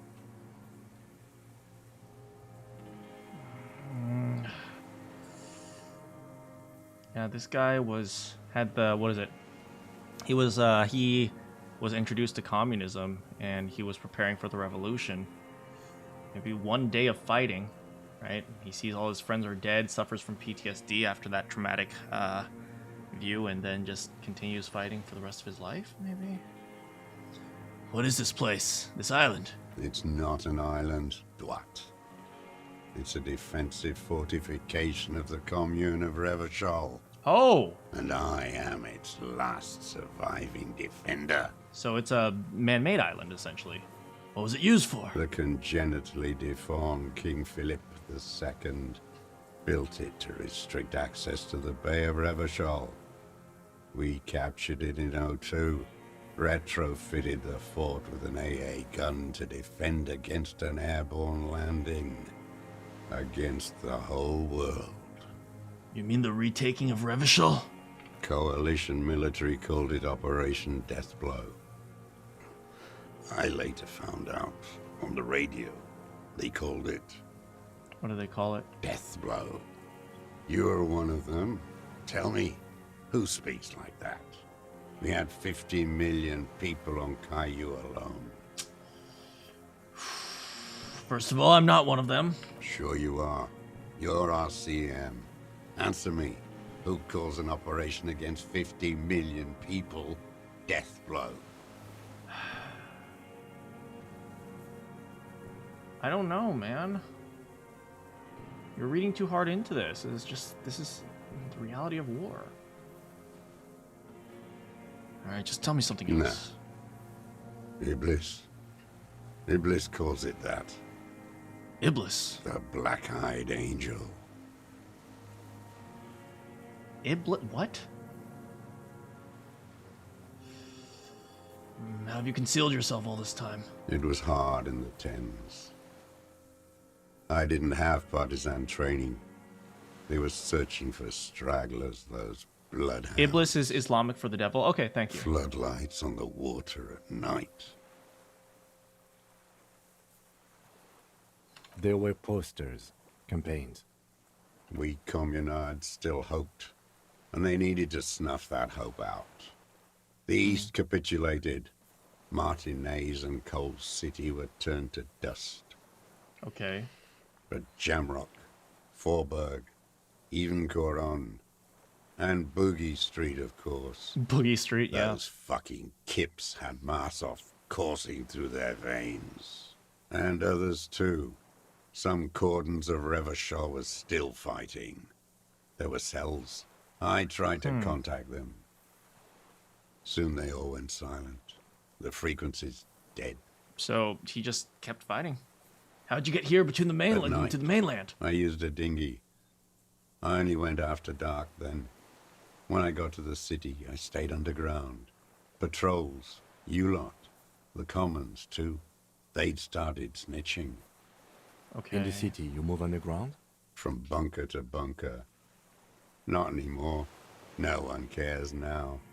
I don't even have to hide. Oh, it's like the bunker They we think found I'm under another the antisocial vagrant. under the factory. I could walk straight into that town if I wanted. I just...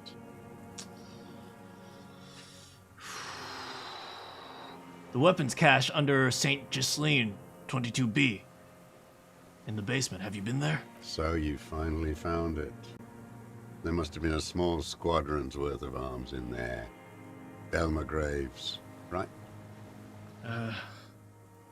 There were. Useless now. Rusted away. Oh, so he was the one who put the guns there. So you've been there? Sleeping. Some nights. Ammo scrounging on others. Those McGraves were shit, even before they corroded. Some had bullets in the chamber, however. And there's a small bunker under the Feld building. Have you been there? The propaganda bunker. I used to, but not anymore. Hey, we're learning. Okay, so it was this guy. Propaganda bunker? They stored leaflets there. Broadcasting equipment, too. Made broadcasts, I think. Propaganda officers.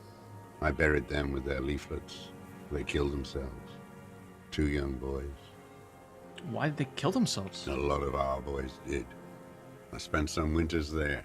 Never liked it. Kept thinking of them. No need to go underground anymore. It's better in the ruins, on the ground. One more question. Do you smoke Tio Murtiri cigarettes? I do. Ever smoke them on the mainland? They're good. Plenty of tar. Oh, God. I like that boy on the pack, too.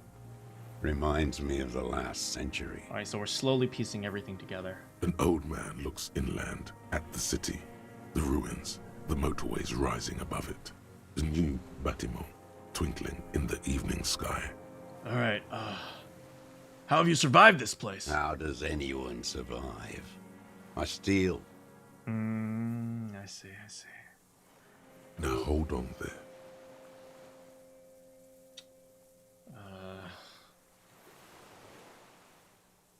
What do you steal?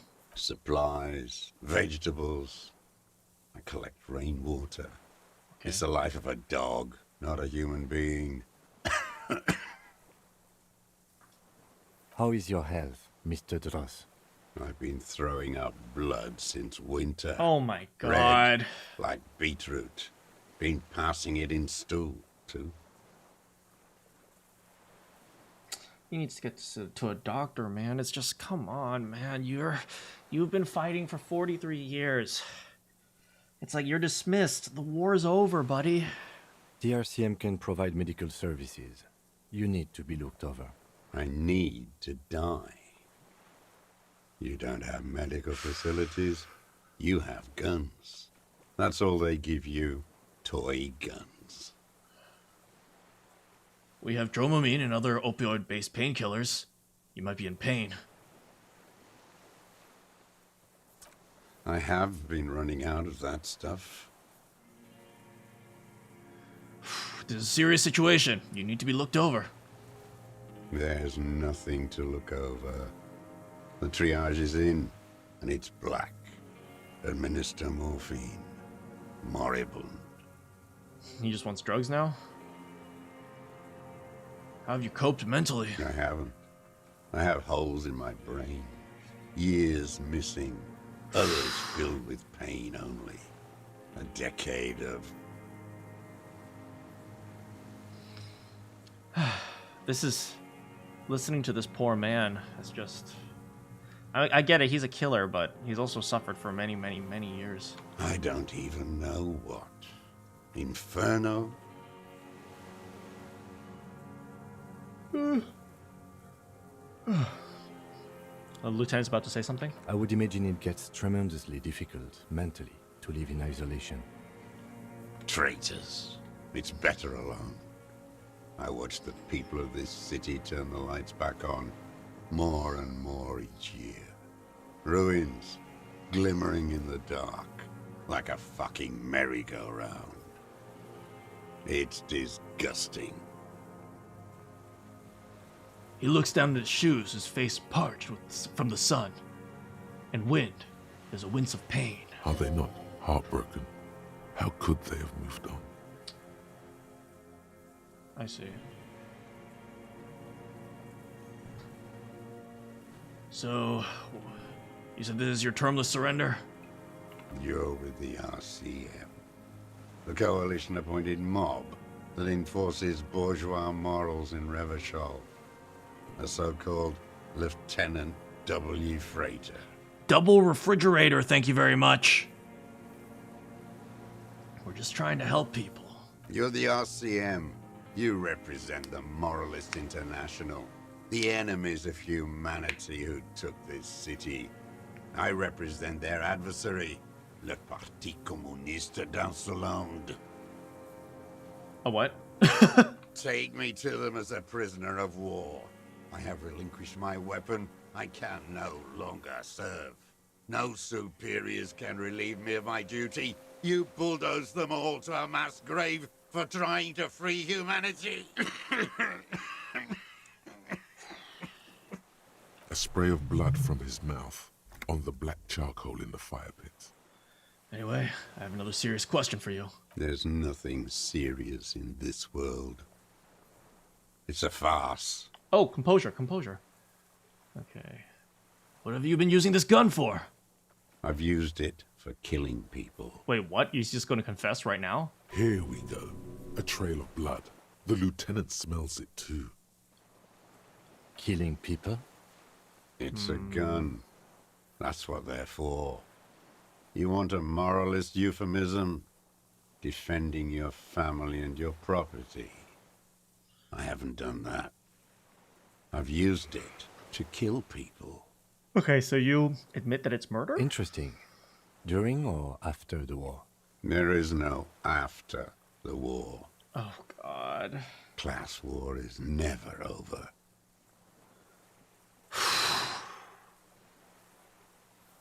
This is it. You can feel it, like battery acid on the tip of your tongue. Something you haven't felt in a while.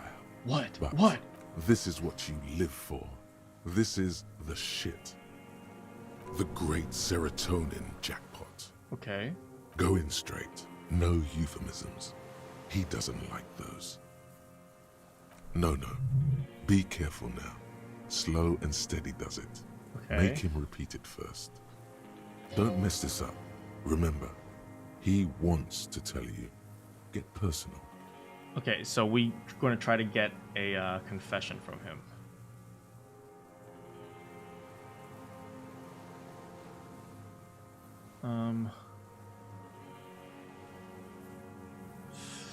So you're saying you killed people after the...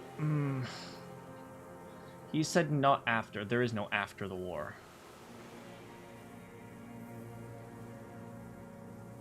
Did you use the gun? He doesn't know who that is.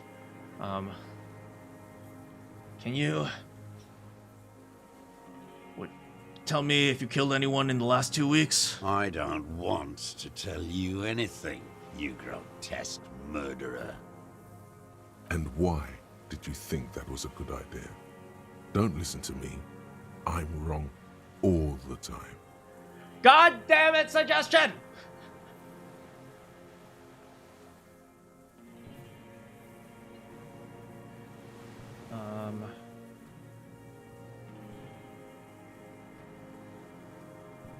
Which one do I say? Nothing comes to you.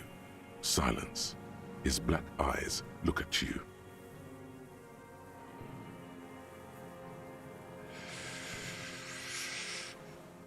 You think 2?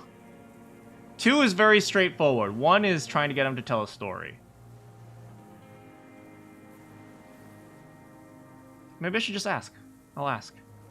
Did you use the gun to shoot and kill a colonel of the security contractor Krenel? Well, does he even know who Krenel is?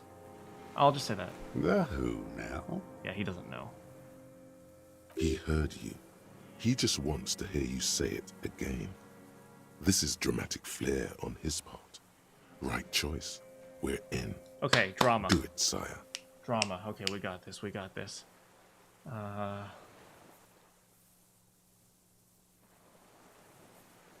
The corpse in the ceramic. The fascist death. Okay. He's a communist, which means he doesn't like fascists. A beautiful, strong man. Yeah, I know who. The fascist death squad, who took a bullet in the mouth on the night of March 4th. Oh, yes. That one. Ugly piece of work, that boy. Okay. Did you kill him? I am a son of a welder and an officer of the commune of Revachol. I do not collaborate with murderers and pederasts of the liberal regime. A drop of blood in the saliva. The gun. The murder weapon is the perfect opener. Okay. The scent of blood in the air. But what else? There was something you can't remember. Okay.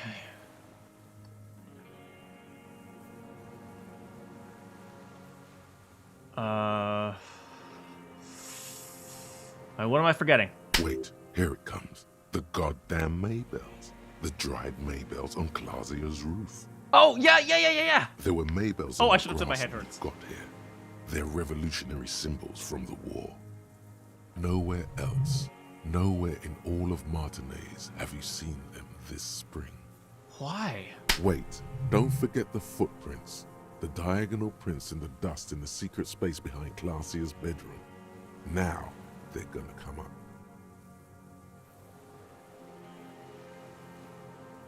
Wait, the dust prints behind Clausia's bed. If he shot it from here, there wouldn't be any dust prints over there. Ow. Yes, ouch. So good, it hurts. Those were not modern prints.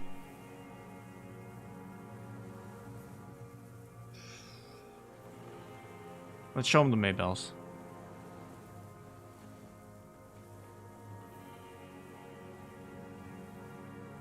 Damn Maybells. The whole island is turning white with them. He seems tender suddenly. Nostalgic even. Good. A strange mood swing. If you want to break a big, strong man, give him a flower. Okay, good. So many this year, too. The spring is coming. No, it's already here. Wash the filth away. Haven't seen flowers anywhere else in Martinaise. Only here. They blossom on the islets before. We fertilize them with our blood. Resurrection was snow white in May, before they ruined it. The coast, too, before they piled their containers on top of it, filled with broken, useless trash for fat-fingered bourgeois children to play with. You must get around a lot to stay undetected all these years. Do you know any secret paths? Pinball workshops? Oh, Kim is pressing him on that. I may. A young woman called Classier. Ring any bells? The dried flowers were behind her window. Classier. You know her. She had intimate relationships with the victim. With the victim? He turns his sight from the whitening field of flowers and falls silent. And the muscles in his jaw twitch, a spasm. There is a small tremble. Looks like a smile. A crooked smile. Okay. Yet isn't quite voluntary. Okay. He's about to burst. Almost. But you need one more. Just one. Or maybe two. You're a communist. I talked to the dead man. We're not gonna go silly here. Maybe we'll go silly on another playthrough, but we're getting so close here.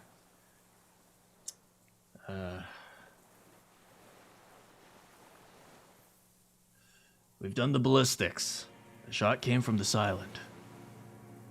I saw you poking around there, looking for evidence. You're damn diligent when it comes to dead fascies. Did you like the view? You had direct visibility. There are embrasures in the concrete, specifically meant for a top follower to use. And you had a long-range rifle in your possession. Can you imagine how much faster this investigation would have been if the people just freaking cooperated? You've been here a long time, Mr. Dross. Too long. You need medical aid. I'm ready to die. I've done my part. It's the best uninterrupted line of sight into the window in all of Martinez. But they won't, yeah. That's the problem. People lie, they forget the truth, they twist the truth. Because it's a sniper's nest, you stupid fuck. Radio Gosh is right. You have worms in your brain. People don't like talking to the cops. Fair enough. You only ever talk to the cops when something bad happens. Rarely do you ever talk to the cops and you're like, hey, cop, I got an A on my test. Nice, congratulations. You know, maybe we should do that more often to cops. Maybe they need some good news every once in a while. Almost. He almost burst out there. Keep piling arguments. Anything. What brand of boots are you wearing? Everything is brands with you individualists. Who cares what brand my shoes are? Sansa. Some shit. Right. If his shoes have lines across it, we can track those tracks that were in the dust. Show me the soles, please, Mr. Dross. Fucking imbecile. The old man stretches out his leg. Black and white spiral pattern. Covers out the sole of his worn-out running shoes on his feet. The maker is called Sansariq. And the Sansariq. size is 42 to 44. Okay, I think that's consistent. These are not the unusual horizontal pattern soles you saw in the dust on the floor of the hidden room. They do, however, seem to be about the same size. Alright, so let's just argue that this is the same size. I want to hear what he has to say. The size fits, but not the sole.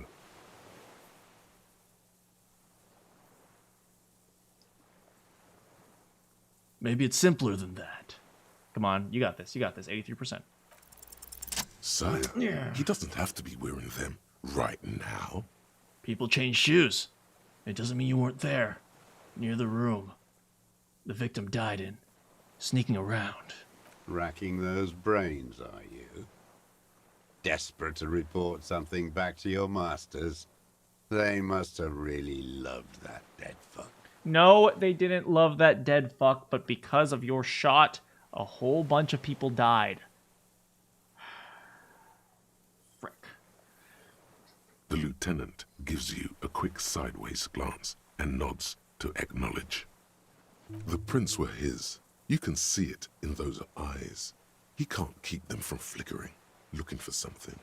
The old man stares at his own prints in the ash around the fire. Silent suddenly, some strange process within him. A gush of wind.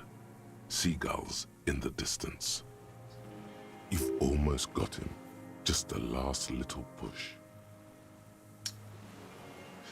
Communism killed... No.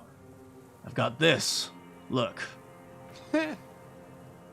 Not a lot of guns around that use military-grade ammunition, are there? It's a real gun. Not like your little musketeer pistol. I've seen you prance around with that, jumping hoops for the liberals. You look like imbeciles. Why don't you ask them to give you real weapons? Going against automatic rifles with these toy guns. Of course you got those boys killed. Frick. I guess he was watching, huh? He has a view. Damn, he saw you. He's watched it happen. So he saw you. Okay. So what? Don't let it divert you. Don't change the subject, sir. We have the murder weapon. You know what? You're right. I'm convinced this made the shot. Should we call it?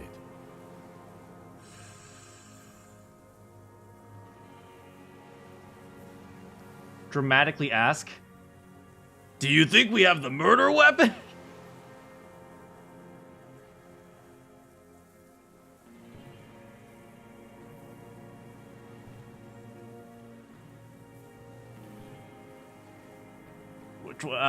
Dramatically ask. 4.46 jacketed ammunition, modified for range. We have it. This is it. I'm calling it. We have the murder weapon. Good. Perfect. Okay, we finally found the murder weapon, huh? This feels good, doesn't it? Tearing things up like this. When you have the murder weapon, you have the killer. Murder. The old man doesn't say any more. He just glances into the reeds and twitches. What game will I play this? Maybe Persona Tactics? It just came out, actually. You know who he was. A coalition-trained murderer. Armored and armed. He wasn't human. The blunt end of a hammer. Dripping with blood.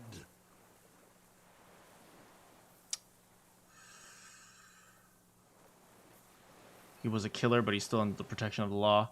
He was a soldier, too. He was a man. He was a rapist. I'm not saying he didn't deserve it.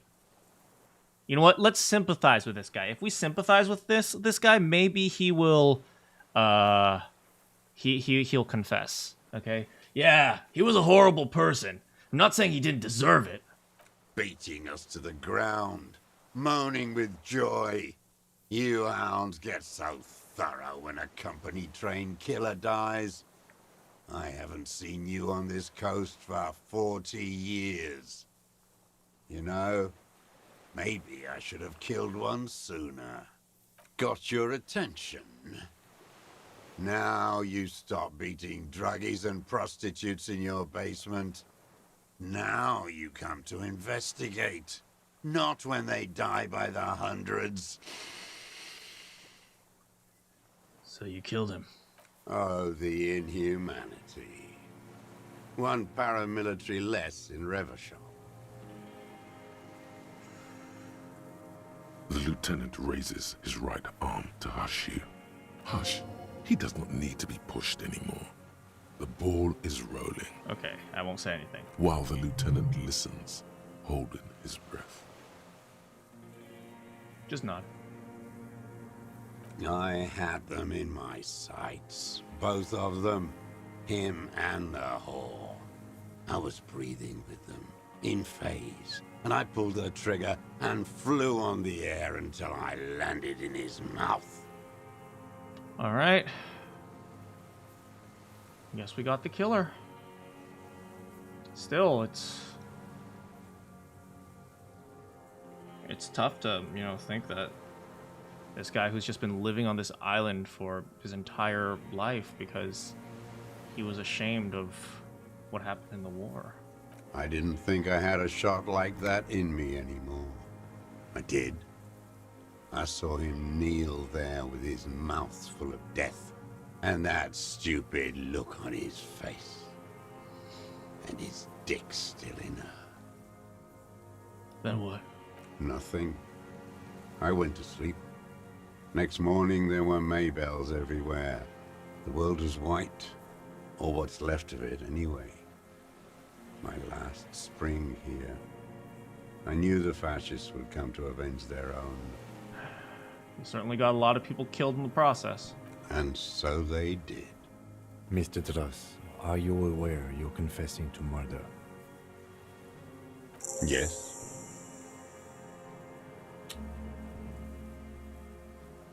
Well,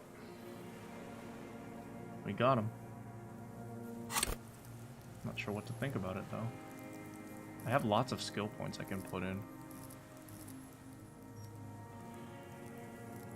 I'll hold on to them for now. Wompty Dumpty Dom Center. And you were looking at Dan, the victim and a young woman, having sex through the scope of your rifle that night, before you shot him? The old man nods. Why? Because that's what they were doing. I don't understand. Do you, detective? I don't understand this part. Why were you looking at them at that night? I'm always looking. Are you always looking through the scope of a rifle? I'm just trying to understand. A rifle's scope has the best magnification. Helps him see all the shit. Is this guy one of the people hunting Classier? I don't know. And if you don't like it? Click.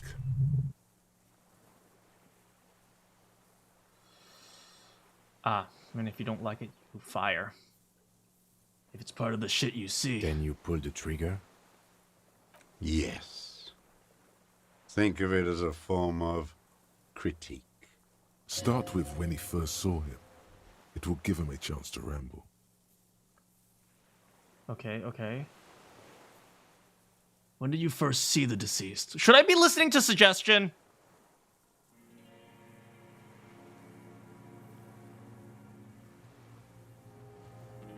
"3 weeks ago, when the rich hag came in on her galley. Her honor guard came in tow. Paranoia now. You mean Joyce? Wrinkled up whore.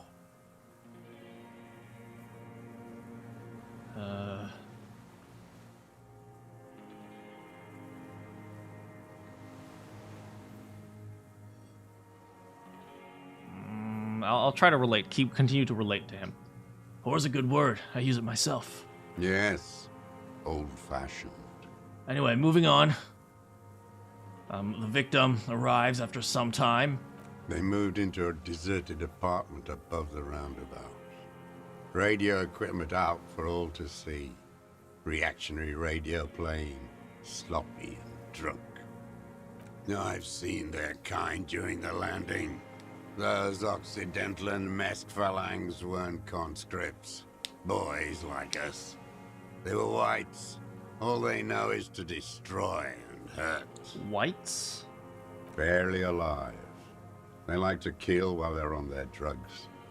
After the landing, in the burning years, I would take shots at them. End them. The worst ones, if I had a bullet to spare. So he would just kill people? I could see they've returned now to show their real face. The face they don't dare show their bourgeois voters back on Mundi with their families and polyester clothes.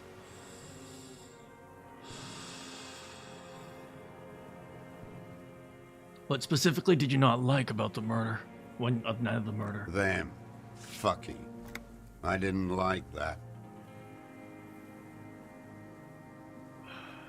Were you jealous?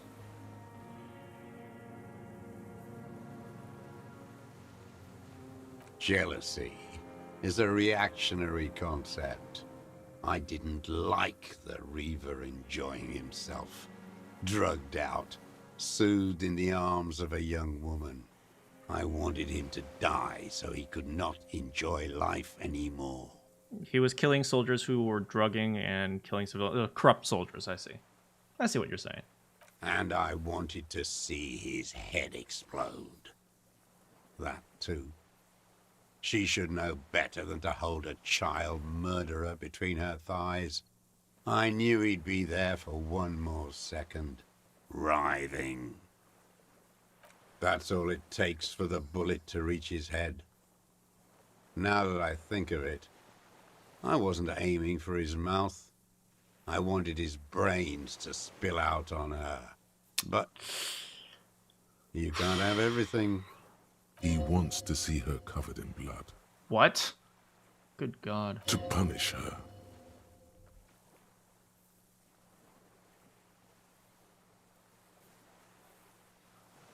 How long have you been watching her? Since she came to Martinez. I saw her sneaking in the reeds early in the morning. behind the Fell building. It was dark, still winter. She didn't have her skimpy outfit on then, just a spot in the night, moving. Past the Fell building on the coast? What was she doing there? Hiding something in the water. She had a fag after she'd done it. I was up in the ruins there. She couldn't see me, but I could see her, smoking. She was nervous, but not scared. She hid something. We might have to go back and check it. Her passport and tickets to Villiers. Ah. And from there to Cachet Bru. So she was already planning to run. You looked into it? Yes, after she'd gone. It was a submersible. Well made, actually. Sloppy, we should have gotten her to tell us about this. Did you take the documents? It's okay, Kim. We can't get everything. No, I put them back. Why would I take them? I'm not going to phone. Oh, I mean... Let's move on. Did you continue to watch her after this? I did. She had a face like an archipelago. What? Birthmarks. And a body hard and lean and bruised all over. Black and yellow. I could see she's taken a beating. I could see who she was, too. A spook. On the run. Revachol's he was able to see all that, huh? Now. All the bagmen and arms dealers end up here to do drugs and have sex like animals. You could tell she was a spook from the documents? She had different color hair on the photo and glasses. Forged. Some sordid bourgeois affair. I've heard about this kind of thing on the radio. Girl, you got a face like... Girl! Is it me, or do you got a face like a nice peninsula? Girl. He's setting it up for you. How do you see this? The bruises that she was beaten. I'm not blind, am I?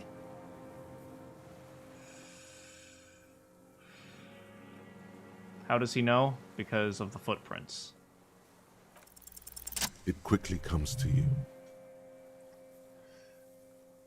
Any chance you've seen them through a hole in the wall? Oh, yes. Cutting those drugs of hers into little lines with a knife. Masturbating. Did you make that hole? With a clip point knife. Alright, things are slowly coming together. Good for listening in, too. For hearing the moaning and the snorts.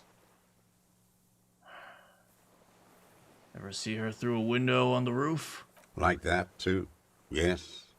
Bending like a bow against the glass. You've been through the secret route behind Whirling in Rags. Those are your footprints. You just changed your shoes, huh? I've been through all of Martinez. Every nook and cranny. How do you get into the secret passage, though? Maybe there's like another way in. There's probably lots of possibilities. That too. Yes, that too. The things they did in that little room. What she'd do to feel good. Funny the way light works. You turn it on inside, and it gets so dark out, you can't see a man looking in. I learned that in the 20s, when they were still hunting me. I've seen people do some shit, but... You hear the familiar scribble of the lieutenant's pen. A quick glance at you. Yes? One more loose end down. We're doing this, detective. Alright, we got this. How did you get in there? The hidden pinball workshop. I can just walk in there now after a good wash. I told you, they think I'm an antisocial. Closing hour is a good time. The kitchen's empty. Oh, he just walks in. You had to open the steel door in the kitchen? How? I got that open a long time ago. Some bourgeois game merchant lived there. I don't know, 15 years ago. He left spare keys all over. What? I took one. Then I saw he just her has turn a the key. light on one night in my scope. Andy found use for it. A spare key, like the one hanging behind the Union Box window. You wanted to punish her, so you killed him, huh? She practically breastfed that man. You wouldn't believe the things she let him do to her. God damn it.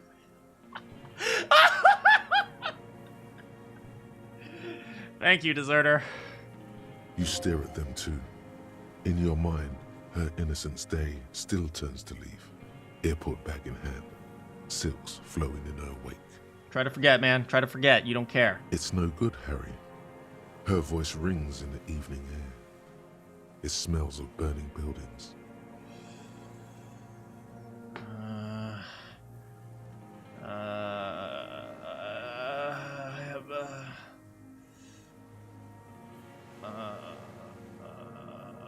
Say nothing. The old man raises his gaze.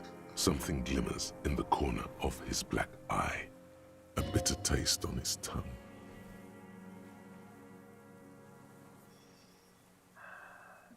And you had feelings for her? There's nothing to hold on to. Only this. It's not enough. So it's not that he had feelings for her, it's more like he just chose something to give his life some purpose. The coals of his eyes glisten suddenly, like stones dripping with water. Is he crying? Man needs to feel something else. It helps if you have your eye on something there. Something pretty. It's weakness, I know. It's not weak to have something you enjoy or something you like. I mean, it's kind of creepy in this context because it's specifically a woman he's been spying on. Was that why you left dried flowers behind her window? No. Why then? I don't really know. I was there one night and she was crying, like a child, in the corner of her room on the floor, like she does sometimes. When was this? The day after I killed him. And you brought the Maybells? Yes. I don't know why I do the things I do anymore. I don't know either, buddy. Neither does he. He lowers his head, like a sunflower on a withered stalk. In the silence, the lieutenant draws a line in his notes, then nods at you once more. One more down. Okay. So in conclusion, it wasn't about him. It was about her. Her. There's a twitch in the corner of his eye. The lieutenant nods at you in acknowledgement. All right, we got it. Wow, we are getting lots of skill points. Look at this. We have 5 now. That's it. Motive. We have it. Where is she, that Clasier? I haven't seen her there for days. I'm not at liberty to say. I know she's gone. Locked up, or on the run. She kept staring into the scope, you know. In the end, this last week, at the fort, like she knew. Huh. Interesting. Oh, right. She knew the trajectory. She knew the trajectory of the bullet. Like she knew I was here. It doesn't matter. Across the water, on a dilapidated jetty in a nameless village, made of grey cinder block houses with Eternite roofs, 2 police officers and 1 special consultant look across a narrow strip of sea. He's there, doing what exactly, I don't know. Satellite Officer Vic Mayer points at the ruins. Behind that anti-aircraft something. That's why we can't see him. Are they talking about me? Special Consultant Heidelstein is optimistic. We'll see the boat when he comes. Let's go get a coffee until then. I know this interesting little place. Where? Are they keeping an eye on me? His voice trails off as the 3 walk down the jetty. As the men go, Patrol Officer Minnow looks back over her shoulder at the crumbling fortification like a rotten tooth rising out of the water. Good luck, Harry, she thinks. You need something good for this. Thank you. We could get more. We've got him talking. You could get more out of him. He likes talking. I think, I think we should try to understand as much as we can. Enough. Take him in. Bend his arms behind his back and end this. No. We should learn as much as we can. Let's see here.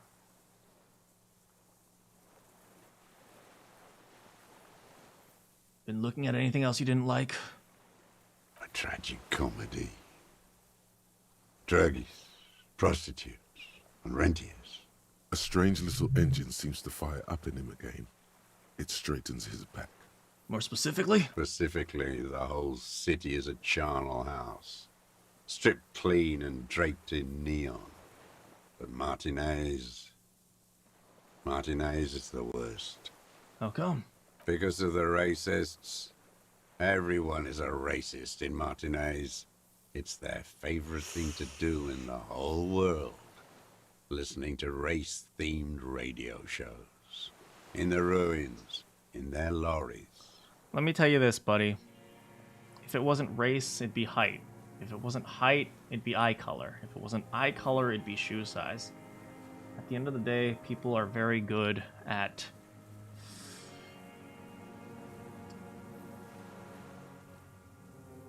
judging people for very trivial things. There's nothing you can do about it. You just have to accept that sometimes people aren't going to be perfect. And neither will society, buddy. Pump full of steroids and Radio Revachol 92. Race this, race that. It's all sanctioned by that Social Democratic Union and the farce of a Social Democrat who runs it. Yeah, I hate Mr. Clare as well. Yes, the fly larva in his container. He let some nihilistic advertising yuppies erect a statue of Philippe III, a syphilitic murderer, on the town square, to spit on the working class. Is that Everett Clare? That's Everett Clare, right? I hate him. Anything? Oh, let him finish. Not since the serfs of ancient Pericarnassus has history produced a more inert social class than the Martinez proletariat. The rest of Revachol at least pretends to rebuild. These people still live in ruins. Intense, like animals, like those boom morons on the ice. A pity they didn't drown in that tent of theirs. What do you mean? Those guys are awesome! Those guys are freaking awesome! We partied hard, man! That all? The worst of them is the blood-drenched Sucrion on her yacht, licking her lips. The old whore's gone now. Her gun-toting porcelain men are dead. So, actually, no. The worst is that old cop parading around in his uniform, throwing balls all day. It's not enough that the racists and liberals are dancing on our graves. The old loyalist ghouls still parade the ruins too. He's dead. Maybe that's something you'd like to know, but... Every morning he's there, while the parasites he fought to protect are off in Ozon, or Quayamorang, or some other island they built their palaces on, feeding on drugs and having sex with their own children. I'm not going to say anything. That's all the rich really want. Sex with their own children. Wait, what? Throughout history, even the royal bloodline of the suzerain, it's all just an excuse for them to have I see, it's sordid metaphorical. sex. At least that old cunt, Frisell, is now dead. It's metaphorical. I'll just nod. We did good when we pushed him under that horse car. If only, in the 30s, those disco whores... What did you say about disco? I love disco. The disco whores are too much. Hatred shuts down his brain's language center, leaving only a nonsensical sputter. Remember the Habsburg, that family? Wait, which one? The Habsburg. Disco whores? Whores. Well, yes, whores. You mentioned Mr. Clare is a farce of a social democrat? Another hideous disappointment. Unions are the real enemy. The true enemy of the proletariat. Placating the masses. Ah, so this guy's very, very, very, very, very standard. Not standard, but very, very, very deep into his communism, I guess? I'm not sure. But to the point where any level of organization is already too much, because an organization has a leader. And no, it should be equal for all. So unions themselves are evil because they organize people for that type of thing, huh? I understand. He's probably anti-family, to be honest. He might be anti-family. That deformed toad? I wouldn't expect him to wipe his own ass. I mean, the brains of the operation. The smart one. Edgar. Although I will say... What is it? To an extent, he is justified in this thought, because Everett really is a piece of crap. So, you mean Edgar? He talks a big game about uprising and social base. They must have sent the smart one to some university in Le Jardin, where it's alienation this and hegemony that. He's been sweet-talked by this Edgar. They must have met in person for such animosity to have developed. We're not the first people you've met from the city, are we? You can't live alone. The Clares wouldn't miss a man hidden in their own backyard. Not all this time. Nothing happens in Martinez without them knowing. Don't go straight for the kill. Exhaust everything else first. Soften him up. Okay, soften him up. In your opinion, Everett is more than just a one-note sleazy. I agree. I mean, he is sleazy, but I agree he's more than... I think every character has a bit of complexity in this game, which is really cool. Have you approached him?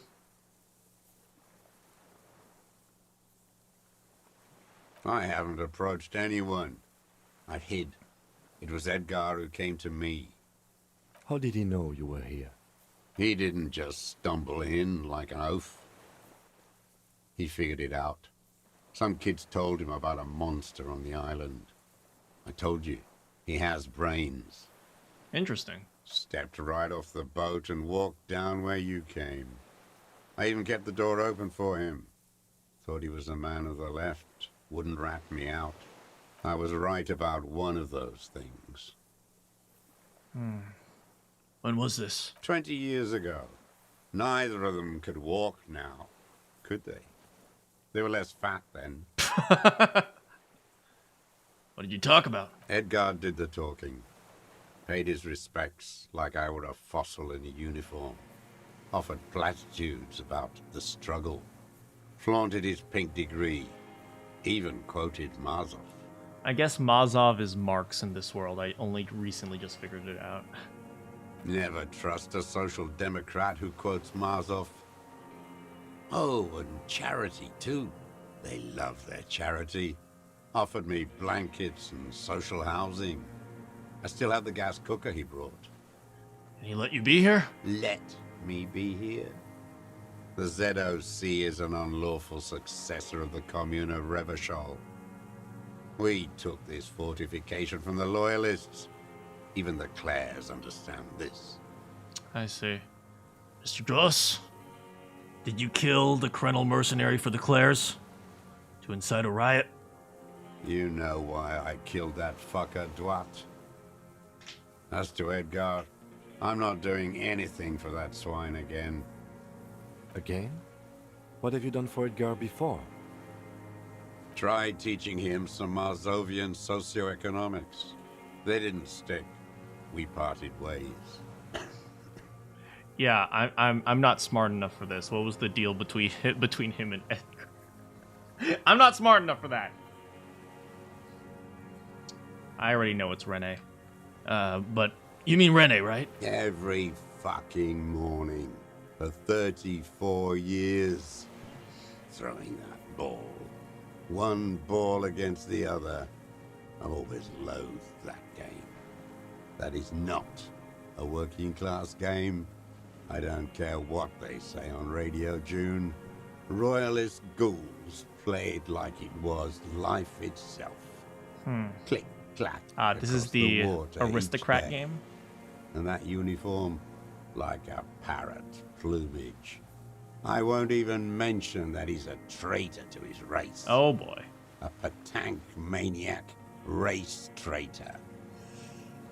Okay, let's just nod. I remember him. I remember him from La Noce. Not him, personally. His make and model. His make and model? Oh, tens God. Of thousands of them. I thought we took them all out before the liberals came to their rescue. We missed one. That one. Sorry, buddy. I mean, he's dead. You have no one else to kill. There doesn't seem to be a single person under the pine today. Not even Gaston.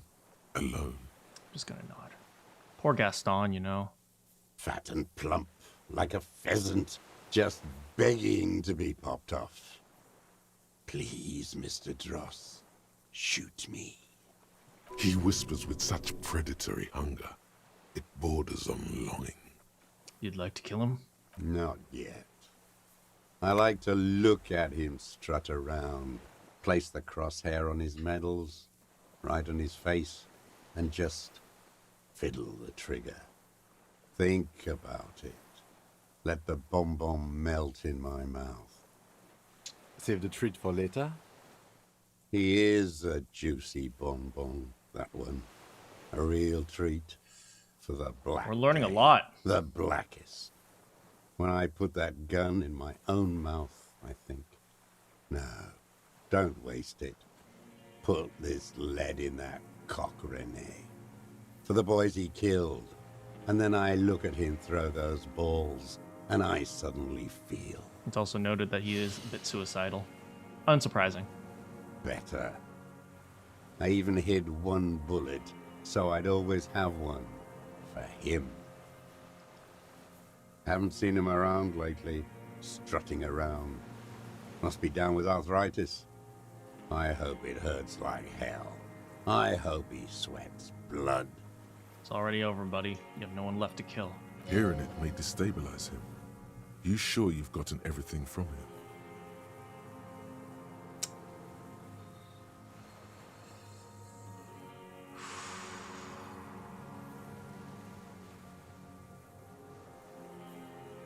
Should we tell him?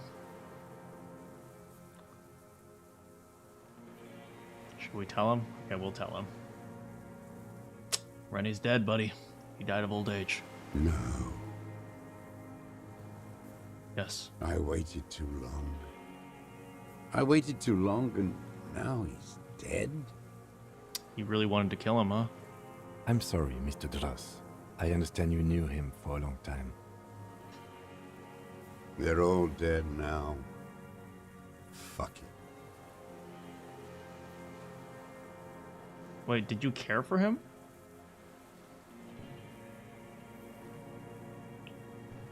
Oh, I see. I'm not even going to ask that you care for him. I kind of get it. He's kind of, from what I understand, he has such little attachment. He's so far gone with his life. He's kind of so given up that the smallest things become attachments. So like even the idea of killing a soldier of the enemy, it's like he feels like that gives him some meaning in his life, even if it's so far gone. And yeah, I see. Sorry, dude. Fuck you. You okay to go on? You think I haven't seen people die? It's all I've seen them do. Fuck and die.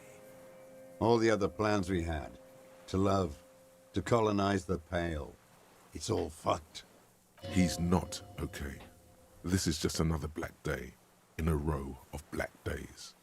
Something strange is keeping him together, making him endure. All right, I'm not going to try this because there's no chance, and I don't want something bad to happen to me. So, all right, I'm glad we talked about this. You know what? Possibilities. There's always a chance. Go. Oh no, the connection doesn't come to you on such a pivotal moment.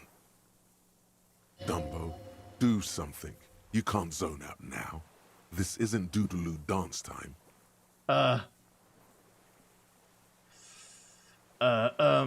Kim, what do you think about this? You know? About this deal you made. With Edgar. The death of the Colonel mercenary was only coincidentally beneficial to the Clares. But okay, you got my back, Kim, you're smart. I'm not the smart one here, I'm the tough guy. what about the other people you've killed for them? Other people? Like the previous 4 women of the Union. Oh, Kim's on this. That's it. That's what you weren't connecting yourself. All right, my boy Kim. Whenever I don't know something, Kim comes in clutch. I didn't fight 40 years to end up an informant for the international regime. What happened, happened. Still dumb. Your eyes are transfixed on his digit. It's yellow with nicotine. You are the law. He must divulge the information.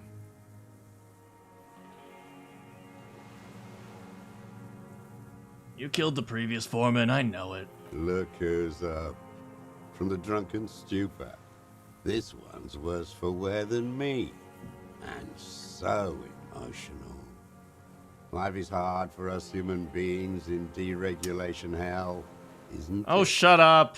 I got Kim now. We will have plenty of time to talk about this later, Mr. Dross. When you're in pre-detention. It can take years in pre-detention. Go ahead. I've been in solitary confinement my whole life. Ease off it. This was not an unmitigated disaster. The lieutenant mitigated it.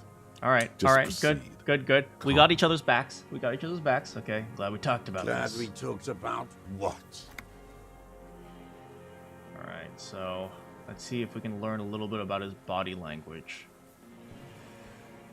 Come on, go!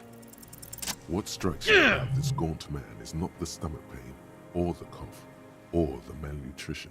For a man who's spent 44 years hidden in the urban wild, he's surprisingly okay. Indeed. He speaks fluidly. His movements are rapid, if erratic. His voice, despite the cough, is there. It is capable of expressing complicated ideas. Above all, he seems animated. Animated? By what? It's a mystery. This animation comes at a cost too. Erratic hand gestures, thought processes cut off like threads, as he just stares at the logs or the reeds. He also suffers mood swings, bubbling to the surface, unconstrained by his nervous system. Great leaps of emotion, from anger to grief, despair. Does he have dementia? You've seen demented people before. This feels similar, yet different. When his thoughts move, they are lucid, keen even, not senile. Okay, so he might not have dementia. Is the adjective of dementia demented? Is that actually the adjective of dementia? I don't know. Wouldn't a foul temper be a byproduct of his life? Perhaps, but his seems more than that. The inner turmoil takes unexpected turns, as if forced on him in a way.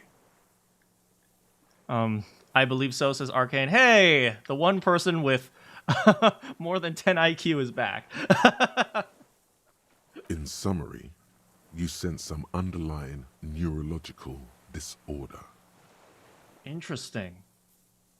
Maybe Alzheimer's? Maybe? Or maybe he's just... maybe he's just old. I don't know. There's lots of different things that old people get in their brains. I don't know all of them. Are you okay? How's your memory? You're not even sure of that? No, I'm not okay. I shit blood, and I'm surrounded by insane people. Oh, he got louder. There it is again. Erratic hand motions, bouts of rage, and the stomach thing too, of course. I don't know what it is, but he has a neurological disorder, which is not surprising at his age. Alright. Isov Lilanovich Dros. You're under arrest for the murder of Colonel here in Martinez. What? But you said I would be taken to the... This terror is the sum of all the uncontrollable movements and mood swings. Oh, look at him. Look at him. He's falling apart. Your Wayfarer rights have been suspended. Information provided to the officers on the scene will be used against you by the prosecution. You will be given legal counsel within 1 week and must face court in 44 days. Do you understand?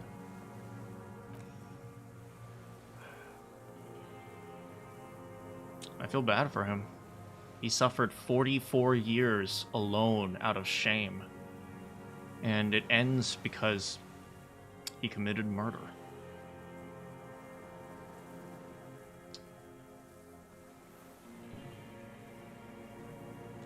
I'm not okay, I shit blood and I'm surrounded by insane people. Imagine hearing that out of context. Yeah. Anyone who's just joined the game, you hear him, I shit blood! Do you understand? I don't even know. I kind of want to say sorry, but this is just how it is. But... Kim, back off for a sec. Okay. Right? He may be a killer, but that doesn't mean we can't have empathy. No, I don't want to. I have to stay here. Why? What this guy needs isn't jail. He needs, like, some work at a mental hospital for PTSD. It's like putting him in jail is not going to make him better. Although he also committed a crime and he needs to go to jail. So, what do you do? I don't know. Sometimes there's no good answer. He's sweating. Beads are forming on his forehead. Your confirmation is not required, sir. Now on to the boat.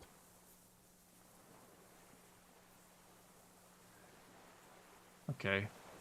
Hearing. Wait. Come on. Come on. You thought you No! heard something, but it's just the reeds. No! Maybe we could all fit in there. You could fit in the little boat. Actually, no. Does it have room for 3? Not really. We could escort him to the pier, then either one of us can take him inland while the other stays here, but... We can take his dinghy, right? There's something you're not getting here that he's realizing. Who watches over him there while I come back for you? Can I ask the net picker to watch him? This is no harmless old man. Fair enough. This fucking world. This world. What is this? No, listen. Listen now. Listening.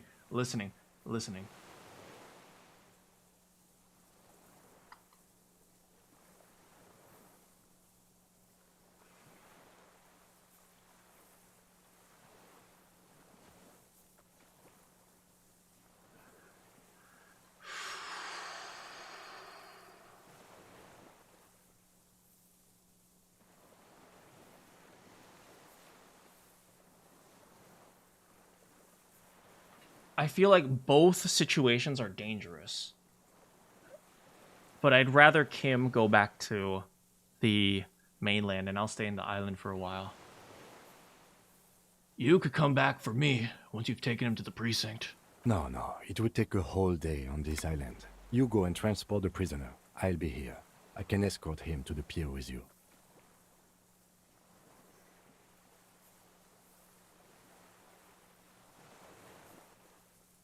No need to be polite. I'll do it. This world. What are you talking about?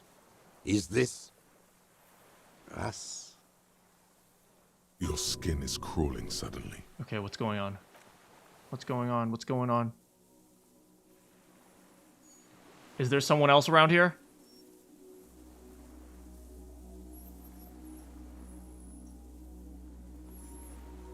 What the? Oh! Oh my God! Oh! Oh! Oh my God! It's the ghost bug! It's the ghost bug! A delicate tangle of arms and legs unfolds from the reeds, limb by limb, to then just stand there, moving its scythe-like arms in ghostly silence. What is that? We found it! We found it! I knew it! I knew it! What are you talking about? The giant stick insect! There's nothing there. We found it! I don't care if I'm going insane! The stick insect is over 3 meters tall. It looks straight at you with its tiny pinprick eyes and its grotesquely small head. We did it! You want some locust, buddy? You feel your legs shaking under you and your gun hand rise instinctively. There it is! I see it! Tell me what you see, damn it. I can't make out one small thing in the reeds. Kim, can you see it? I can see it. 4 simple words, thank God. If he can see, then you're not insane. We're not insane! We did it! We found the phasmid! I am so happy right now!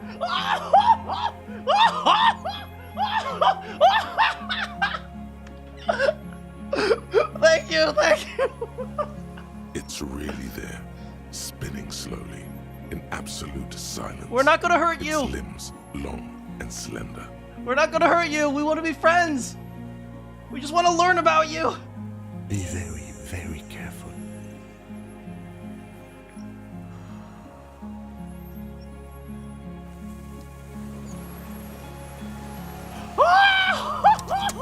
Look at it! Look at it!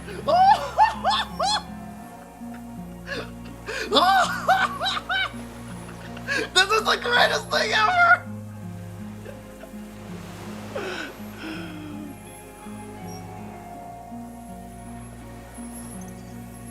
And with that,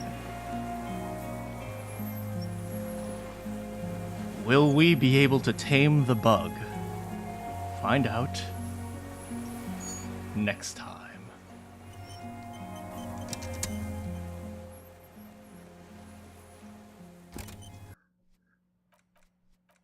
Congratulations, the scene from Neon in Genesis Evangelion.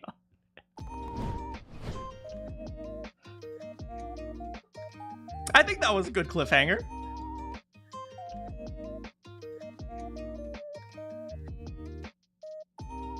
Good night. Oh, you tired?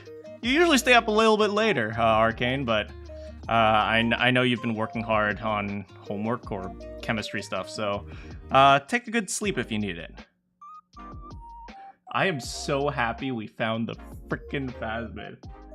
I wonder if it shows up for everyone, or does it only show up in specific situations? Like, you know, I worked really hard and I was like, oh, I believe it. I believe in the phasmid. Maybe the people who don't believe in the phasmid don't find it. I don't know. That's kind of cool. That's so cool. Spent way too long prepping and running samples. You in the lab working? Congrats. I am so freaking happy. Do we have a camera? I think we have a camera, right? Can we take some snapshots?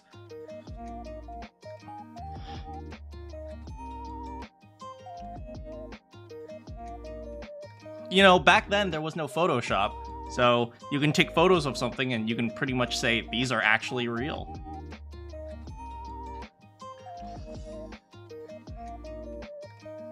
But yeah.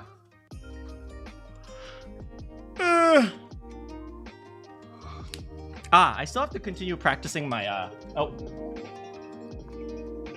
Sorry about that. I have to still practice my British. Oh, and Arcane, if you were lurking yesterday, that means you heard me practicing my British. Through good tone, all not part must serve, and then fit, and then something fit speech. and then serve fit speech. I've been practicing. How about you guys? Have you guys been working hard on something you enjoy? I hope so. Yes, I enjoy speaking in British. But thank you everyone for joining today. This game is so cool. We actually got quite a few viewers today. Like I think we hit like 8 or 9 at concurrently, which is, I mean, I don't particularly care about like the actual viewers. At least I used to. I used to freak out. Why am I not getting enough? But I don't really care that much anymore. But I will say this game generally doesn't get that many viewers. So having people come in and just enjoy what the frick is going on, even though I suspect half of them don't understand it.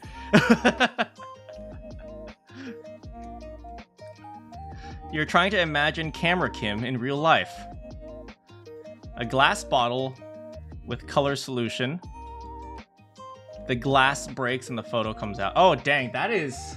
You're talking about the glass breaking? That is some old technology. Good God.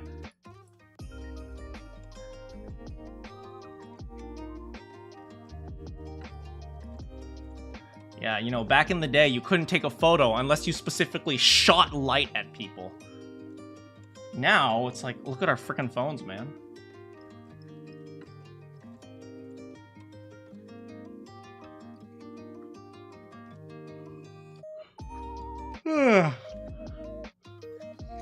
And darker colors just wouldn't even come out at all. For those of you who don't know, darker colors aren't different types of light. In fact, it's just less light, which is what makes it so difficult for pictures.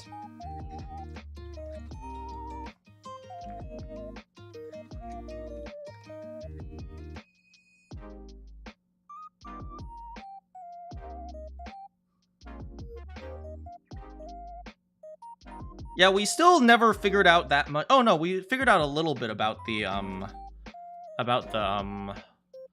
what is it? The guy's tattoos. We knew there were a map, but we never figured out that much more about them.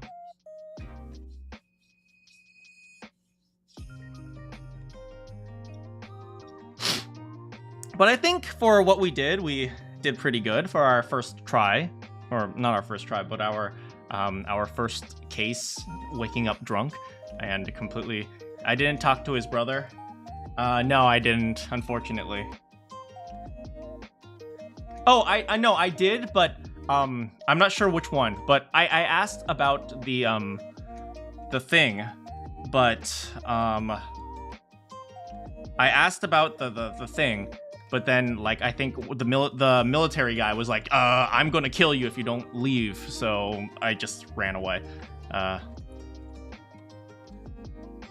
You stopped before the story got graphic.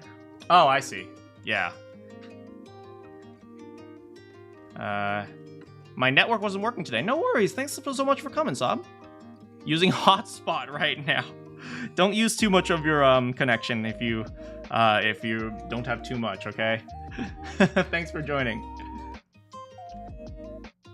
Lagging on 144. Oh man, if those were the days.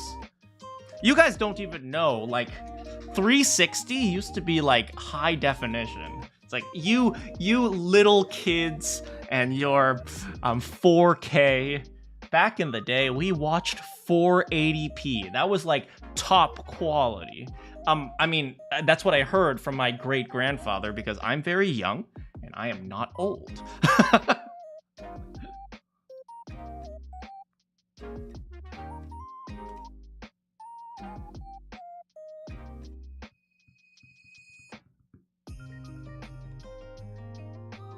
Yeah, it's a service record of every star of where he fought. Yeah, we figured something like that. It was like a map or something like that. I think it was... We figured something out like that while talking with Joyce, I think. But we didn't, like, figure out, like, the exact details.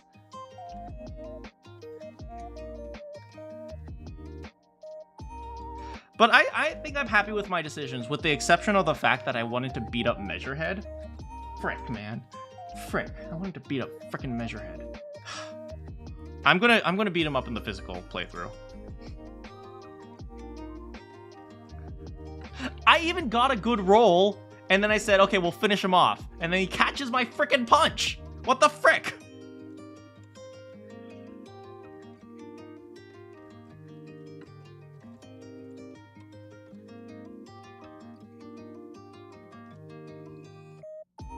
I also like how at the very beginning I stole some guy's badge and I never really used it.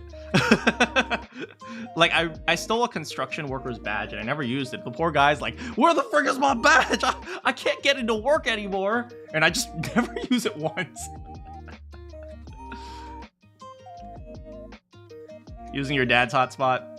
I feel ya.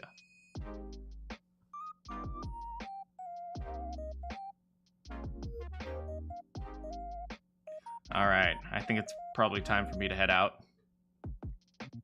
Thanks so much for hanging out with me today, guys.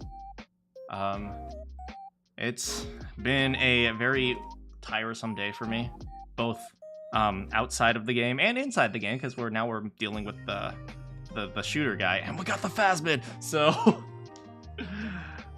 good morning, good afternoon, good evening, or good night. You have any quests for me? I'll see you all next time. Spider-Man 2 is great. I should start it. I'll take a look at it. I'm probably not playing it immediately, but probably soon.